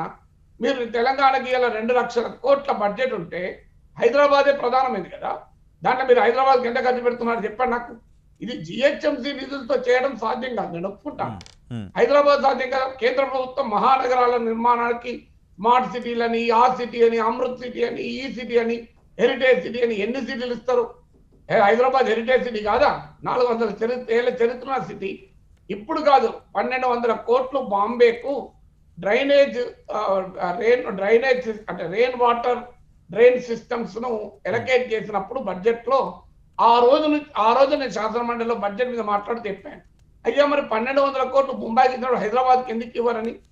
అంటే ఆన్సర్ లేదు. మనం ఇప్పుడు కమిట్మెంట్ ఉంటే నిధుల కొరత ఇంపాసిబుల్ ఏం కాదు. ప్రభుత్వాలకు ఆ కమిట్మెంట్ ఉండాలి. సమస్య ఏంటంటే నిరంతరం ఖర్చు పెడుతూనే ఉంటారు. హుస్సేన్ సాగర్ ప్రక్షాళన పైన, మూసీ ప్రక్షాళన పైన, నాలాల క్లియరెన్స్ పైన, ఈ చెరువుల ప్రక్షాళన పైన ఫ్లడ్ వాటర్ మేనేజ్మెంట్ అనేది కేంద్ర రాష్ట్ర ప్రభుత్వాలకు ప్రాధాన్యత క్రమంలో లేదు అని మీరు అంటారా? ప్రాధాన్యత క్రమంలో కాదు, పొలిటికల్ విల్ ఉండాలి ఫ్లడ్ వాటర్ మేనేజ్మెంట్ కు. మీకు ఇవాళ ఈ నాలాల దురాక్రమణ, చెరువుల దురాక్రమణ ఎలా సాధ్యమవుతుంది? రాజకీయ నాయకుల మద్దతు లేకుండా సాధ్యమవుతుందా? నాగేశ్వర్ గారు, చెరువులు కొద్దిగా ఆక్రమించండి. మీరు సాధ్యమైతే దశాబ్దాలు హైదరాబాద్ లో చెరువులు చాలా ఉన్నాయి కదా, మీరు వెళ్ళి ఒక చెరువులో కొత్త పాట ఆక్రమించండి. మీ తరమైతే చూస్తారు, తెల్లారి పొద్దున అధికారులు వస్తారు. అరే మన కళ్ళ ముందర చెరువు ఆక్రమిస్తున్నారు కదా. హుస్సేన్ సాగర్ చెరువు ఎంత ఆక్రమణ అయింది, ప్రగతి నగర్ చెరువు ఎంత ఆక్రమణ అయింది, మన కళ్ళ ముందరే కదా ఇవన్నీ. అయ్యా నీ చెరువు ఫుల్ ట్యాంక్ లెవెల్ తీయండి. ఫుల్ ట్యాంక్ లెవెల్ గండిపేట చెరువు ఎంత లెవెల్ ఎంత ఆక్రమణ అయిందో తెలుస్తుంది. ఇదేం ఒకప్పుడు హైదరాబాద్ సిటీ ఆఫ్ అంటే పూర్తి స్థాయిలో ఆక్రమణలను తొలగించడం, ఇప్పుడు దశాబ్దాల నుంచి ఆక్రమణలు జరిగిపోయిన నేపథ్యంలో ఇప్పుడు పూర్తి స్థాయిలో ఆక్రమణలను తొలగించడం సాధ్యమయ్యే పని అంటారా? ఒకవేళ అలా చేస్తే పూర్తి స్థాయిలో అర్బన్ పావర్టీ పెరిగే అవకాశం లేదు అంటారా? గవర్నమెంట్ మీద మరింత భారం పడే అవకాశం ఉండదు అంటారా? సో దీంతో పాటు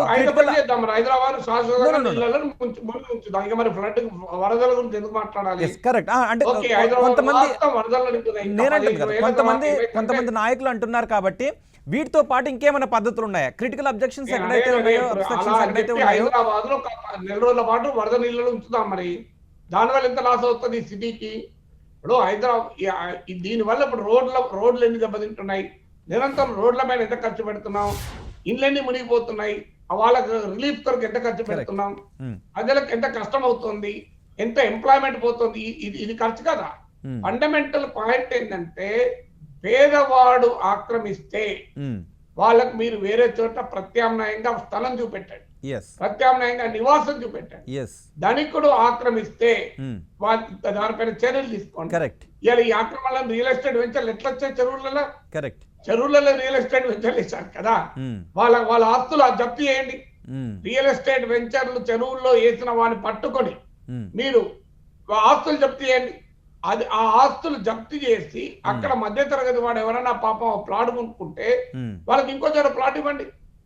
నేను అనేది పోనీయండి, అది పోండి. ఇవాళ నుంచి ఒక డిసిషన్ తీసుకొని కమిట్మెంట్ తోని ఇవాళ నుంచి ఏ వాటర్ బాడీని ఆక్రమించనియ్యా అని చెప్పమని ప్రభుత్వం ధైర్యం ఉంటే ఈ రోజు నుంచి, ఈ క్షణం నుంచి నేను వాటర్ బాడీ ఆక్రమణ ఒప్పుకోను, నాలాల ఆక్రమణ ఒప్పుకోను. జరిగింది, ఇక ముందు జరగకుండా నేను ఆపుతానని చెప్పమనండి. ధైర్యం ఉంటే పార్కులో 1 ఇంచు కూడా నేను ఆక్రమణ కానివ్వను. ఏ రియల్ ఎస్టేట్ వెంచర్ కూడా నిబంధనలకు వ్యతిరేకంగా కట్టనివ్వను. వాటర్ హార్వెస్టింగ్ అదంతా నేను వాటర్ హార్వెస్టింగ్ పెట్టడానికి ఏంటంటే కష్టం. మీరు ఎన్ని ప్రభుత్వ భవనాల్లో ఇంకుడు గుంటలు పనిచేస్తున్నాయో చెప్పమనండి. మీకు ఆశ్చర్యం, నేను ఎమ్మెల్సీగా ఉన్నప్పుడు రంగారెడ్డి జిల్లా కలెక్టరేట్ లో ఒకరోజు ఈ ఇంకుడు గుంటల పైన పెద్ద వర్క్షాప్ పెట్టారు. నాకు ఎందుకో డౌట్ వచ్చి అడిగిన, రంగారెడ్డి జిల్లా కలెక్టరేట్ ఇంకుడు గుంట ఉందా అని. అప్పుడు అంటే ఆన్సర్ వాళ్ళు ఒక్కసారి షాక్ అయిపోయారు, లేదండి అన్నారు. అరే రంగారెడ్డి జిల్లా కలెక్టరేట్ లో ఎక్కడ ఇంకుడు గుంట లేకుండా మీరు వర్క్ షాప్ పెట్టి ఏం చేస్తారా?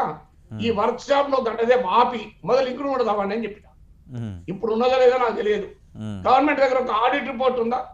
హైదరాబాద్ లో ఉన్న ప్రభుత్వ ప్రైవేట్ భవనాల్లో వాటర్ హార్వెస్టింగ్ పిట్స్ ఉన్నాయా? నాకు ఒకటి చెప్పండి. ఎన్నిట్లో ఉన్నాయి, ఎన్నిట్లో ఫంక్షనింగ్ లో ఉన్నాయి? ఏమైతుందంటే వాటర్ హార్వెస్టింగ్ పిట్స్ అవుతారు, తర్వాత దాన్ని పట్టించుకోరు, మెయింటెనెన్స్ ఉండదు. మెయింటెనెన్స్ ఉండకపోయారికి ఏమవుతుంది?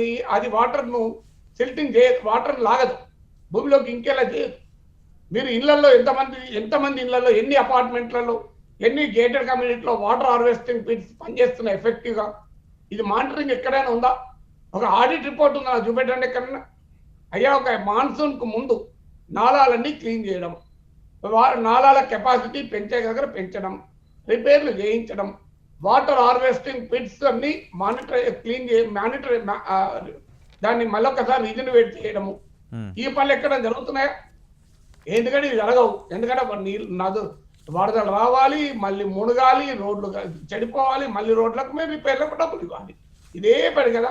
అంటే ఎక్కడి నుంచి మొదలు పెట్టాలి, ఎక్కడి నుంచి మొదలు పెట్టాలి, ఎంత వేగంగా మొదలు పెట్టాలి, ఎంత వేగంగా జరగాలి? ఈ క్షణంలో జరగాలి. అసాధ్యమే కాదు, బ్రహ్మ విద్య కాదు. ఈ క్షణంలో జరపవచ్చు. ఒక ప్రియారిటీ లిస్ట్ వేసుకోండి, ఫ్యూచర్ ఎంక్రోచ్మెంట్ ఆపండి, ఉన్న ఎంక్రోచ్మెంట్ మినిమం డిస్లొకేషన్ తో జరిగేదేవో చూపెట్టండి, అవి చేయండి. ఇది మీకు ఇక భవిష్యత్తులో సిటీ ఇంకా ఎక్స్పాండ్ అవుతుంది కదా. ఎక్స్పాండ్ అయ్యే చోటనైనా పర్ఫెక్ట్లీ ఎన్విరాన్మెంటల్ ప్లానింగ్ తో అర్బన్ ప్లానింగ్ ఇంటిగ్రేట్ చేయండి. సిటీ అర్బన్ ఫ్లడ్ మేనేజ్మెంట్ ని ఇంటిగ్రేట్ చేయండి. ఉన్న మేరకైనా ఎక్కడెక్కడ మన వాటర్ను భూమిలోకి ఇంకేలా చేయగలమో ఆలోచించండి. ఉన్న చెరువులైనా ప్రొటెక్ట్ చేయండి, ఆ చెరువులను క్లీన్ చేయించండి. ఇప్పుడున్న పరిస్థితుల్లో ఇవన్నీ రాబోయే ఎన్నేళ్లలో సాకారమయ్యే అవకాశం కనిపిస్తోంది. వరదల బెడదలేని నగరాన్ని చూడాలి. ఇప్పటికిప్పుడు వీళ్ళు ఏం చేస్తారో తెలియకుండా ఎన్నేళ్లలో జరుగుతారు నేనే చెప్తాను. అంటే ఇప్పుడు 100 లడ్డూలు చేయాలన్నా 1000 లడ్డూలు చేయాలో తెలియకుండా చేయలేం కదా. అయ్యా ఎన్నేళ్ళు కాదు, ఎప్పుడో ఒకసారి ఏదైనా ఒక వర్క్ మొదలు పెట్టాల్సిందే కదా. కరెక్ట్. సో ఎన్నేళ్ల నుంచి మా ఇంటున్నాం ఈ మాట. హుస్సేన్ సాగర్ ప్రక్షాళన అని ఎన్నేళ్ల నుంచి వింటున్నాం. మూసీ నది ప్రక్షాళన అని ఎన్నేళ్ల నుంచి వింటున్నాం. మీరు ప్రభుత్వాన్ని అడగాలి ఈ ప్రశ్న. అయ్యే మీరు ఎన్నేళ్లలో హుస్సేన్ సాగర్ ను మంచినీటి చెరువుగా చేయగలరు చెప్పమనండి ప్రభుత్వాన్ని. ఏం కాదుగా చెప్పేది. నన్ను ఎన్నుకుంటే నేనే చెప్పేవాడిని. నేనే ముఖ్యమంత్రి అయితే గ్యారెంటీ చెప్పేవాడిని. మీకు ఎన్నేళ్లలో చేస్తానో క్లియర్ గా బ్లూ ప్రింట్ ఇచ్చేవాడిని.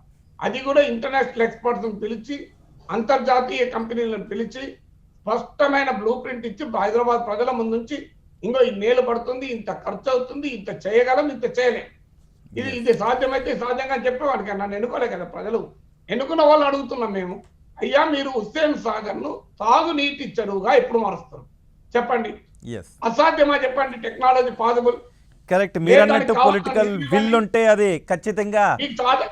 ఇవాళ ఓపెన్ ఛాలెంజ్ చేస్తున్నా, మీకు సాధ కాకపోతే హుస్సేన్ సాగర్ ను తాగునీటి చెరువుగా మార్చేటువంటి ప్రణాళికకు మాకు అప్పయ్యపడి చేసి పెడతాం. నిధులు ఇవ్వండి. అసాధ్యం కాదు. ఇది ఇంటర్నేషనల్ గా టెక్నాలజీ అవైలబుల్ ఉంది. మీరు సరూర్ నగర్ చెరువు తాగునీటి చెరువుగా ఎప్పుడు మారుస్తారో చెప్పండి. ప్రగతి నగర్ కాపురా చెరువు తాగునీటి చెరువు ఎప్పుడు మారుస్తారో చెప్పండి. మూసీని మళ్ళీ ఫ్రెష్ వాటర్ తో ఎప్పుడు నింపుతారో చెప్పండి. మీకు సాధ్యం కాదంటే సాధ్యం కాదని చెప్పండి ప్రజలకు. మేము చెయ్యం, మేము మురికి కూపాల్లోనే ఉంటాం, హైదరాబాద్ మునుగుతూనే ఉండాలి. అయ్యా మ్యాన్ హోలు మూసేసుకునే చాతగాని వ్యవస్థల్లో మనం బతుకుతున్నాం. ఇప్పుడు ఉదాహరణకు మీకు ఏఎస్ఆర్ నగర్ దగ్గర నేరేడ్మెట్ ఒక అమ్మాయి 12 ఏళ్ళ అమ్మాయి చనిపోయింది. వాళ్ళ ఆ అమ్మాయి తల్లి ఇప్పటికీ తిరుగుతుంది అధికార వ్యవస్థల చుట్టూ. సో మీరు అన్నట్టు ఖచ్చితంగా పొలిటికల్ విల్ అయితే ఉండాలి. పొలిటికల్ విల్ కి ప్రజా సహకారం కూడా తోడై ఎప్పుడైతే రెయిన్ వాటర్ హార్వెస్ట్మెంట్ పిట్స్ కూడా ఏర్పాటు చేసుకుంటూ ఉండాలి ప్రజలు కూడా. సో అందరి సహకారంతోనూ హైదరాబాద్ని విశ్వనగరంగా ఉంది, ఈ వరదల బెడదలేని నగరంగా తీర్చిదిద్దాలి అంటే పొలిటికల్ బిల్ అయితే కావాలి. చూద్దాం. ఇప్పటికే పనులు ప్రారంభించాము అని అంటున్నారు. సో ఎంత వేగంగా వీటిని ప్రారంభిస్తారు అనేది. Thank you very much Nageswara గారు. 10 టీవీ రచ్చబండ డిబేట్లో పార్టిసిపేట్ చేసి మీ అభిప్రాయాలు తెలియజేసినందుకు. ఇది రచ్చబండ విశేషాలు. తాజా సమాచారం కోసం చూస్తూనే ఉండండి 10 టీవీ.